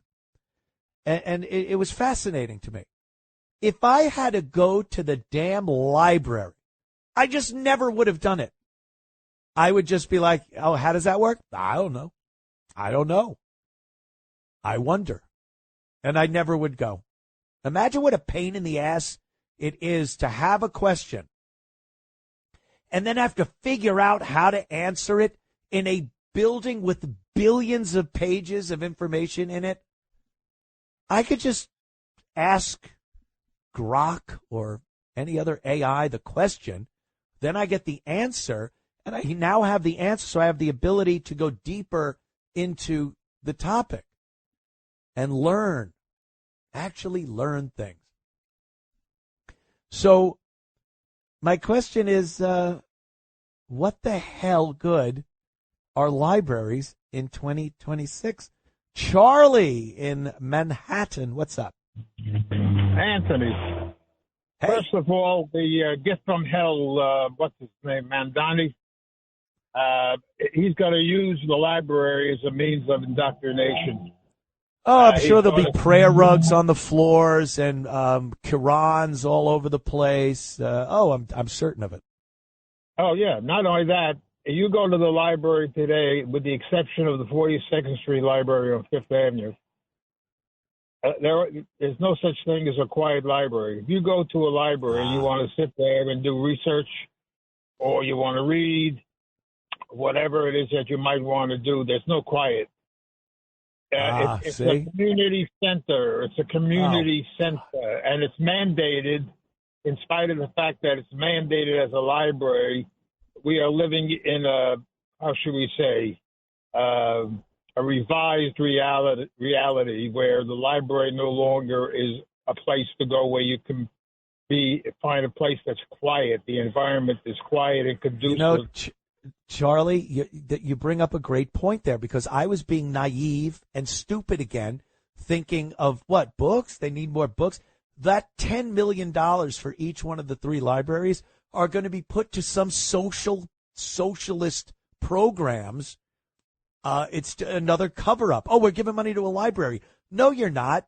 They're indoctrination centers. They're prayer rooms. They'll have prayer rooms in there for Muslims. And, yeah, it's just another way to get taxpayer money to use for his agenda. I don't put it past the gift from hell. He is a fraud, and I think those people that decided in their stupidity to vote for him are having second thoughts, because he's not a mayor for the people. No. I find it amazing that he has the gall, he has the temerity, not to make some kind of comment or some condemnation of the activities that have been going on in the city in the last few days, where he feels that he's above it all. And I'm a communist Islamist. Did you see, Charlie? I don't like Israel. I don't like Jews. I don't like these people. Why? Do you know anything about the history? Were you around? Charlie, did you see he balanced the budget? It was amazing. They had a deficit, billions of dollars, and he was on social media congratulating himself, saying, look, I brought a balanced budget. Isn't that great? He borrowed $8 billion from Hochul, but who cares about that? That's down the road. This guy is a fraud, and New York deserves him because they elected him. Charlie, thank you, my friend. Oh, my God. What are you going to do? But, yeah, I didn't even think of that money for the library. I must go in to a New York City library next time I'm there. I'll record it and put it up on YouTube, because I have to assume it doesn't really resemble a library. I have to assume it's not a place you can go into and quietly study. I'm going to try to pick a topic that I want to learn about and go through whatever you need to go through to find a book and bring it to a table and see if I could read and learn something. Now, I know damn well I could do it 1,000 times faster on my phone, but let's just see. Because I guess are we assuming that not everyone has a phone, just like not everyone has an ID, so that's why we can't have voter ID? Because there's some people that don't have ID. Is it the same thing with libraries? Everything is at our fingertips on the phone, but some people don't have phones, so we need these multi-gazillion-dollar buildings full of paper books.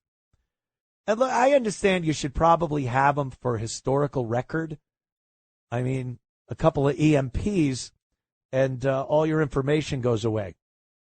So I could kind of understand wanting to have hard copies of books in these wonderful, beautiful architectural buildings. But as far as them being useful for people in 2026 to go into and learn from, I don't buy it anymore. I just don't see the value in that. I see nostalgia. I see a tradition. But I just don't see the value in going in there, that archaic system of trying to find what you're looking for, when you have a magic device in your hand ready to go. All right, don't go anywhere. Where are you going? We'll be back in moments. It's the Anthony Cumia Show. Entertaining and informative. On the Red Apple Podcast Network. It's the Anthony Cumia Show on the Red Apple Podcast Network. The Anthony Cumia Show. Let's finish up the library thing with Jay from Connecticut. Jay, what's up? Hey, I love your show. Hey, listen, I have a crazy thing here. My mom was a librarian. Okay. Oh. I'm a voracious reader. I work at the Coast Guard. I read all the time. But I got to agree with you, man. The last time I went to the library in my hometown, that was years ago. It was a bunch of homeless guys hanging around, playing with computers. Nobody had a book in their hand. Oh, I wow. read all the time. I order books online. I got hundreds of books in my house. I think they're a monument. They're like a pyramid. Like, why do we have them? Huh. Nobody's in there to read. They're in there to be out of the cold. Yeah, a lot of, especially the big cities. You know, New York City Public Library, it's famous. It's been featured in movies and TV shows, the big lions out front on the big stairs. And what really is it? Like you said, the pyramids, it's a sphinx. It's a relic from an ancient time. Yeah, I agree with you. I just don't think anybody's in there. The last time I was in a library, which is 100 years ago, nobody had books in their hand. They were all at computers doing, logging on to some weird site. Who knows? Yeah. Nobody's taking books out anymore. But you can get a book online. You can buy books without, you can buy any book you want. Yeah, I'm not saying books are bad. I'm not saying reading is bad. No. It's a huge thing. But we do have a way to read books where we don't need the actual physical copy of a book anymore. And I don't see a downside in that. Some people find books to be works of art. I mean, if you look at some of these old book bindings and the way they were done and the printing from old printing presses, it is a piece of history. And I understand that part of it. But, I think these buildings are being used for a lot different reasons and purpose than reading and studying and learning. I agree. I read every day. I don't need to go to the library, and we're spending millions on basically it's get out of the cold for people. Yeah, I think he's turning them into shelters. Yeah. $10 million in the budget for 3 libraries. Yeah, that's great. $30 million. I love your show. Yeah, he's doing something. I don't put it past them to make these homeless shelters like he has everything else. Cool, man. Hey, thanks, Jay. Appreciate the call. Oh, I can't hang up because there it is. Thank you, sir. Oh, my goodness gracious. Yeah, I like reading. I'm sure some people don't believe that, but love it. But I'm just the institution of the library. Sorry, I had to blow my nose. I sneezed. There we go. A clean nose. This is amazing because this kind of goes hand in hand with what we were just talking about, library and reading and learning. This is a montage of teachers that are admitting that they cannot teach students. It's gotten to the point where they are incapable of having a classroom with kids in it that they have any influence over, any authority over, to tell them to sit, be quiet. We're learning here. This is a class. That's a thing of the past. That is a thing of the past. This is AC6. These are teachers that are just admitting, I'm leaving the teaching business. It's impossible. Check this out. What are you going to do when they're all gone? Watch this. I ultimately decided to leave because I realized I needed an easier job. No matter what I try to do, it won't go through their heads. I called a parent today and I said, just to let you know, your child has an F in my class because they come in and they don't do anything. And then they start screaming. She hung up. Buddy, why'd you struggle on this quiz? What was hard about it? What was difficult? And they look me dead in my eyes and they say, I'll be honest, I didn't read the passage. What do you mean you didn't read the passage? School districts are trying to run like companies with the numbers, and it's not the science of education. today I walked out of my job. I did. I have 2 hours left of my school day, and I'm leaving because I'm so stressed out. The students' behavior, their lack of trying, their apathy for school, parents that don't give a shit. I was getting so many questions after I had just explained my directions. Take out your yellow notebooks, turn to page 14, and the kids just stare. They're crying because they're getting blamed for literally any and everything that children are doing. Yeah, you could cut it off right there. A potty mouth teacher. She's a regular potty mouth. Yeah, these are teachers that are saying they cannot teach. They got into the job probably with good intentions, being an educator. Must feel nice, when you've taught kids and they learn from you. Your teaching style got them interested. The subject you're teaching is something you're passionate about. That's got to be great. But it's turned into it's not even as good as a babysitting job. You're a corrections officer. I think a lot of these teachers are nothing more than corrections officers. They go into these classrooms and it's just sit down, be quiet, stop that. There's fights. The last thing they want to do is actually crack a book or have a discussion about something. And the teachers are like, what am I supposed to do? How long does it take before they lose the passion to teach in a lot of these schools? And even if there are students that want to learn and the teacher just goes, God, I just want to get to this one kid or this group of kids in my class that really want to learn and are interested. The distractions and the nonsense going on is just too much. And here's the biggest problem. They won't do anything about it. They won't do one thing about it. I recall growing up, there was something called expulsion. You could be thrown out of school for your behavior. It was normally not because you were a dummy.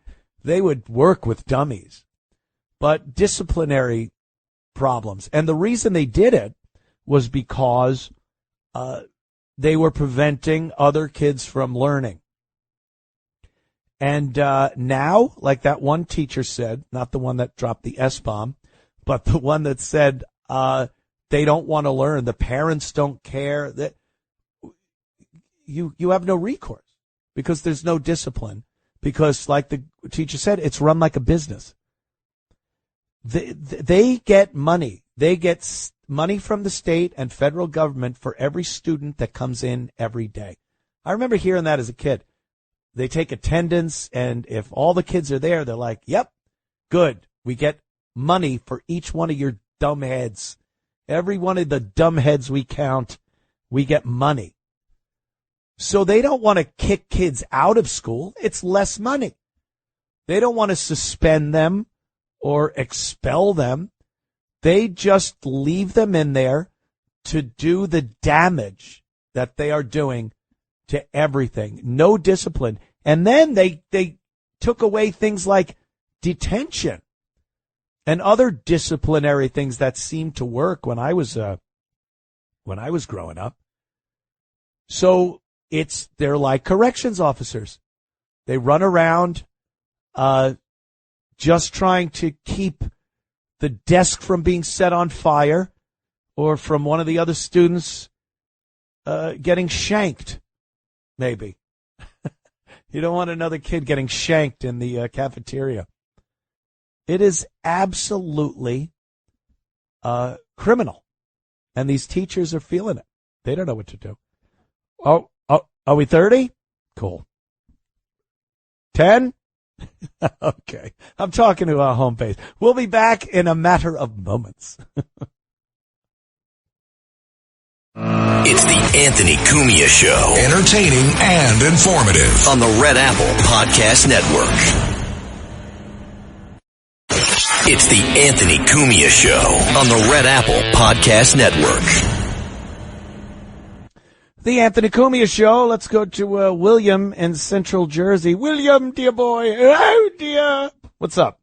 How are you, Anthony? Hey, dude, I am just flabbergasted at what this library is in Central Jersey. I go in there. There's like some kind of ethnic cooking show going on. The whole place smells like curry. Your nose is burning from crushed red pepper. There's a daycare center going on.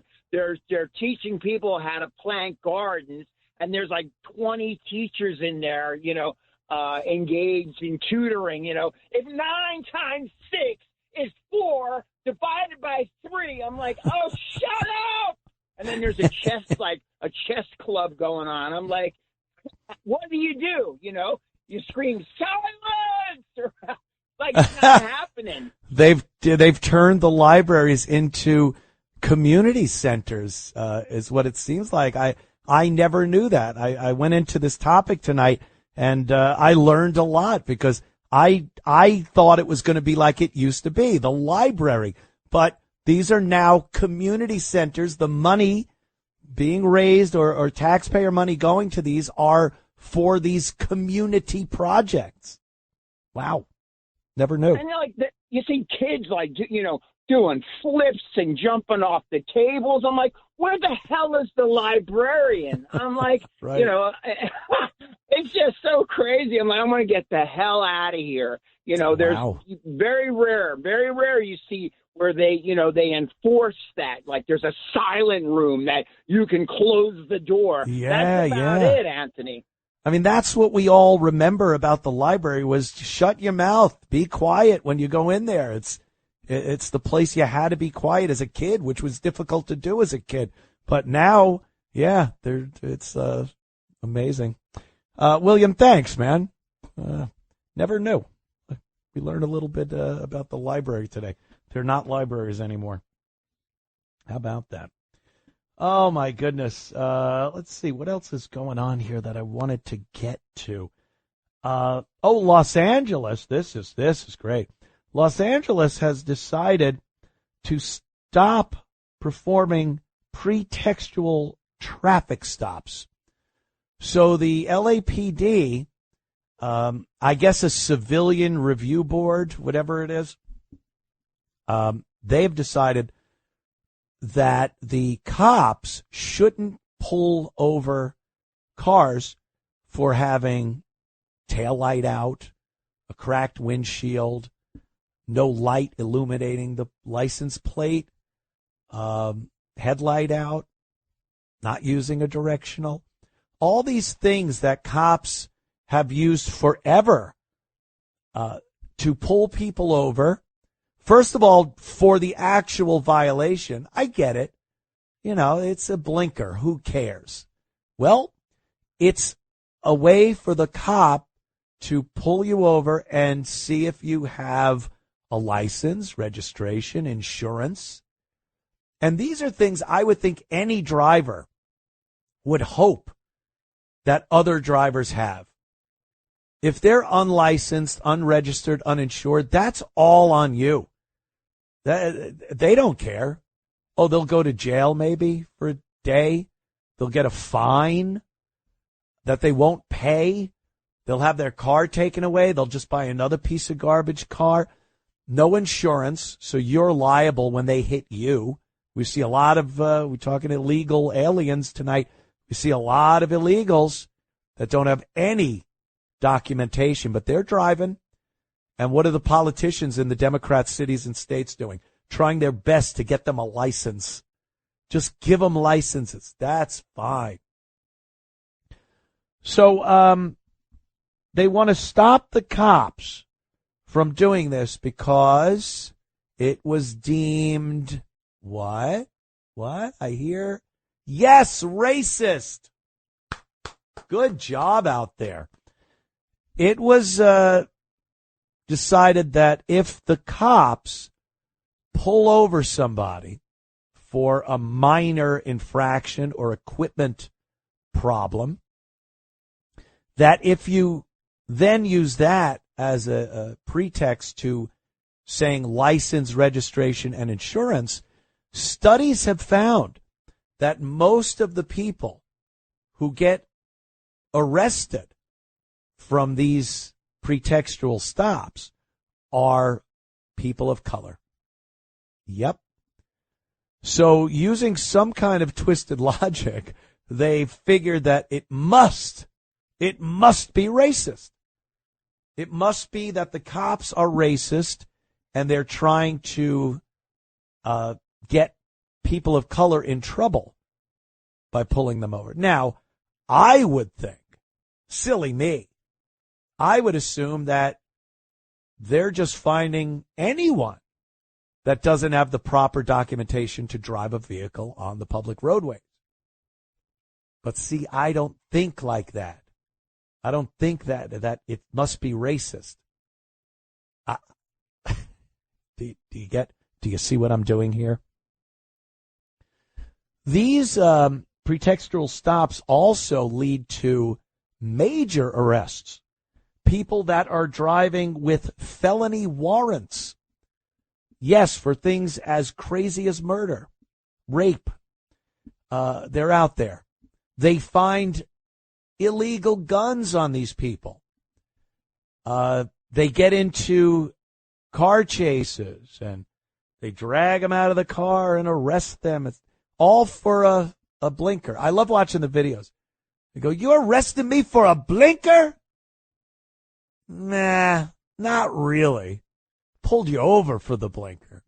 But you're being arrested because you have a gun tucked down your pants. You're a convicted felon. And you have 12 warrants out for your arrest. But this is their idea. This is their great idea. This is what your representatives in Los Angeles have decided is a great way to keep you safe.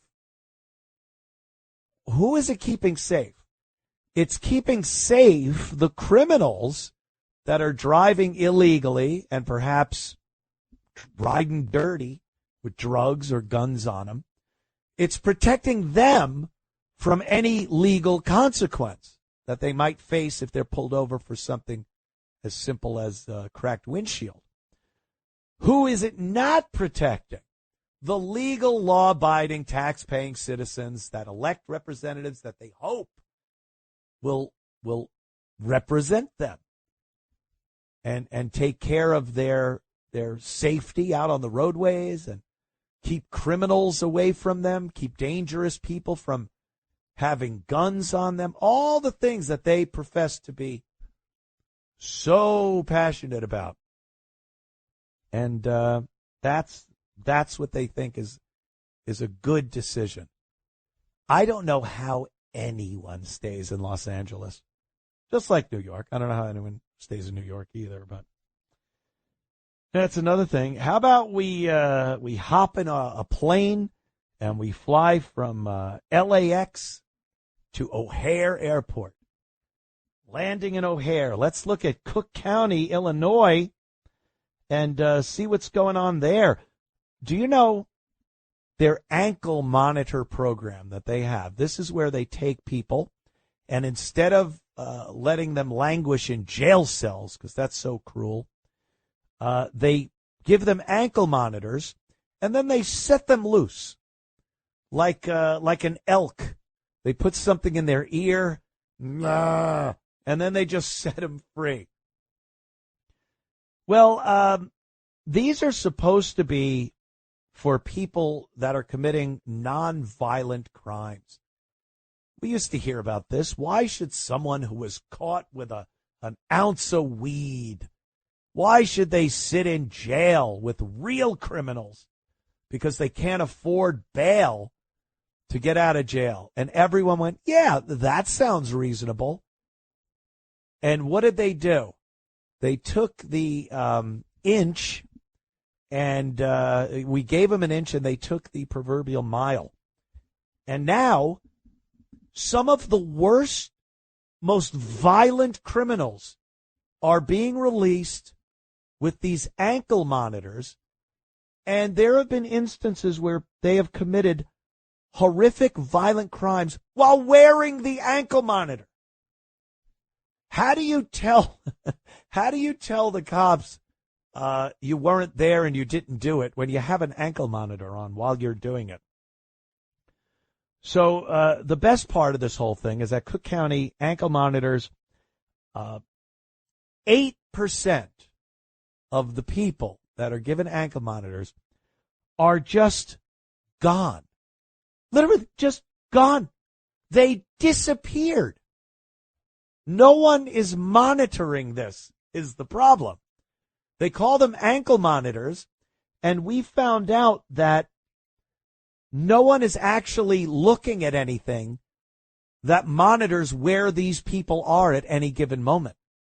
So they leave the house, they leave the county. No one's actually looking at anything and, this guy, he's a wanted murderer, a rapist, a robber, and he just left his house. We just got a signal. There isn't that. They don't have anything. It's the honor system with people that have no honor. But again, this is Chicago. This is your Mayor Brandon Johnson. This is your Governor Pritzker. These are people that want to do anything but protect the people that are actually working, productive people of Illinois and the city of Chicago.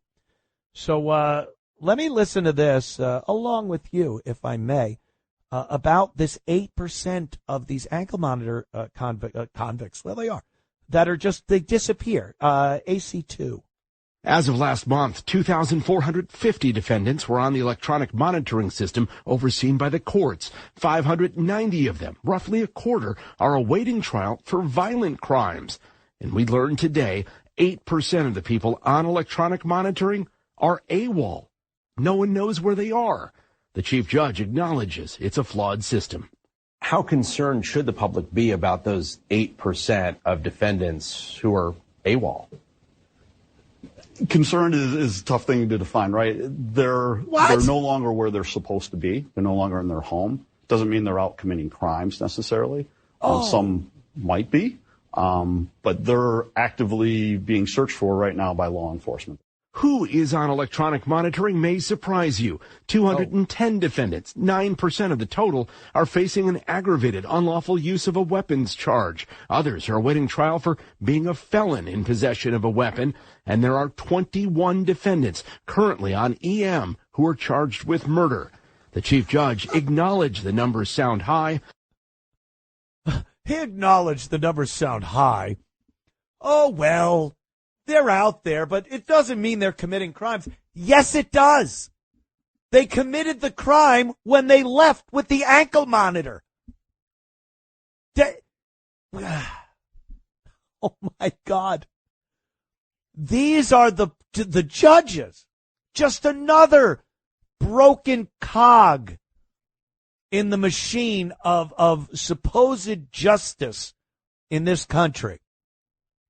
And Chicago, the worst offenders of having such a screwed up judicial system. That judge should have said, yeah, we're very concerned. Concerned? Well, what does the word concern really mean? Should we define the word before I say whether we should be? You have people, criminals running around, you don't know where they are. You had them. You could have kept them. But you let them go, and they're out there. Yes, the public should be concerned. There was a person on an ankle monitor that went out and shot a cop in Chicago. This is what happens. And he's just like, it doesn't necessarily mean they're committing crimes. I guarantee they're committing crimes. I would bet any amount of money that they are indeed out there committing crimes. It's everyone involved. I'll tell you, aside from maybe the old school rank and file police officers, not the new batch of women that are as wide as they are tall, taser, taser, taser, and they're firing their gun. Not them. Old school cops coming up on retirement. They're the only ones that at some point in their career wanted to do the right thing. The district attorneys, the judges, the brass in the police department appointed by Brandon Johnson or Lori Lightfoot, they don't care. They have an agenda, and they make no qualms about showing what their agenda is. We will not lock up people that are the same color as us. It seems to be it. Call me crazy. Call me racist. Call me whatever you want. But why aren't they taking care of these issues? Why wouldn't you want to lock up violent criminals instead of giving them an unmonitored ankle monitor and then just letting them work on the honor system? Now, you promise you're going to stay home. You're not going to do drugs. You're not going to go get a hoe. You're not going to clock someone over the head and steal their stuff. All right, we believe you. We trust you. And what continues to happen in Chicago and a lot of these big Democrat cities, what continues to happen? Crime, crime, crime. The bodies pile up. And all they talk about are these new programs. Oh, we're going to send social workers to this. We're not pulling over people for minor infractions because that would be terrible. People would get arrested if they have guns on them that they're not supposed to have or drugs on them. Yeah. No, we can't do that. Why? It would really look bad for me because I'd be, my constituents are a lot like me, if you know what I mean, and I can't really. That's what's going on. That's why it doesn't get better. And Chicago will just continue, just like New York, electing people that do not have your best interest in mind. If you're a criminal, they have your best interest in mind. If you're a legal, law-abiding, hardworking, contributing member of society, go screw. They don't want you safe. They don't want to make sure you could take public transportation that you're paying for. Get on the red line. Have a blast over there in Chicago. Oh boy. Nope. They will not represent you. They will not make sure you, as their constituents that pay taxes, do what you're supposed to do. You know the difference between right and wrong. Everything that puts you deeper into the category of a good citizen, the less they'll do for you. And the more they'll do for the people that wish to do you harm. It cannot be argued. It's a big question as to why, but I think I spelt it out. All right, back in a moment. It's the Anthony Cumia Show. Entertaining and informative. On the Red Apple Podcast Network. It's the Anthony Cumia Show on the Red Apple Podcast Network. The Anthony Cumia Show. And, it just seems like a lot of these, a lot of the powers that be in these big blue cities, Democrat, liberal, socialist, communist, whatever you want to call it, just don't have your best interest in mind. And you're the ones doing the work, giving the money. And I don't know how they have these agendas that aren't in your best interest, and they keep getting elected over and over again. This is frightening. Remember the story about a week ago? There was a guy in Massachusetts, I think it was Cambridge, and he pulled a rifle out and just started randomly firing on a street in Massachusetts. And they arrested him. It turns out he was already a felon for shooting at cops before. He had fired guns at police officers beforehand, and they gave him 5 whole years for that. Well, it turns out that when he was released for the last time, before he decided to pick up a rifle and start firing it randomly in Massachusetts, Cambridge, that the prosecutor, the police, everybody had told the judge that was on this case, do not let this guy go. What are you doing? He is a dangerous, dangerous person. It's only by the grace of God he didn't kill somebody. He was firing a gun randomly. Very easy to kill somebody that way. So the fact that he didn't kill anyone on this last outing doesn't make it any better. He was firing a weapon in the streets randomly. So listen to this judge, because this is your life she's weighing in the balance.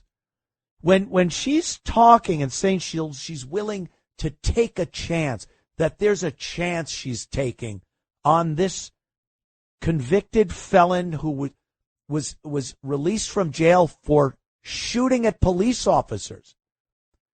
When she talks about a chance, what does she mean? Let's listen to the clip first. AC3. Mr. Brown, I do realize I'm kind of taking a chance on you.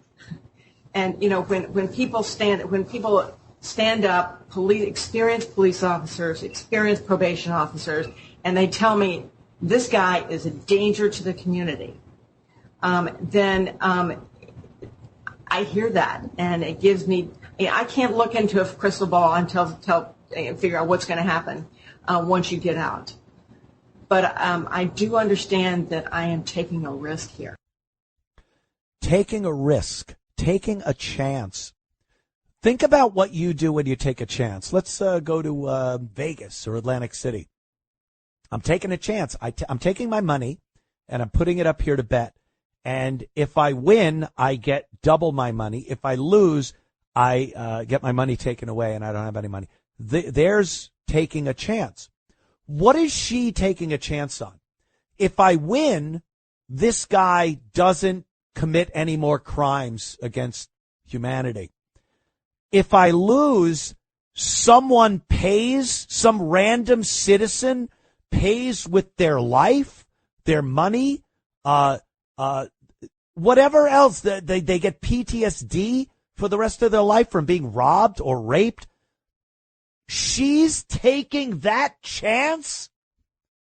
She thinks she has the right to bet the public safety against the chance that this guy is going to stay all of a sudden stay on the straight and narrow?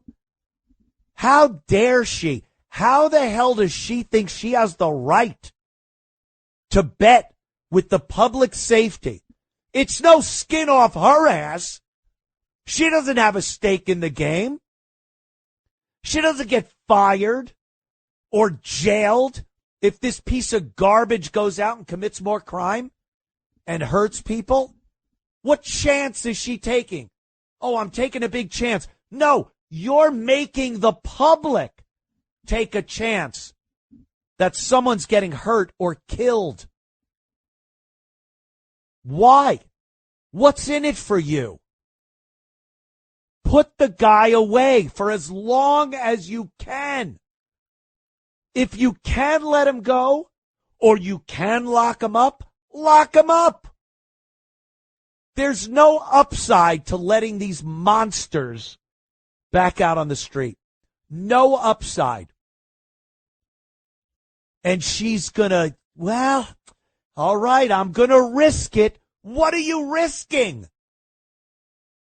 I would love it if judges were held accountable. So many people these days are saying the same thing. Why are these judges that let these people go and they They commit crime after crime until they murder someone. Then they're like, well, maybe we should lock this guy up. And they look into the past, and they see a parade of judges just like this woman willing to take the chance. Oh, wow, what a hero. Ooh, look at her. She's willing to put it all on the line. You don't even get fired.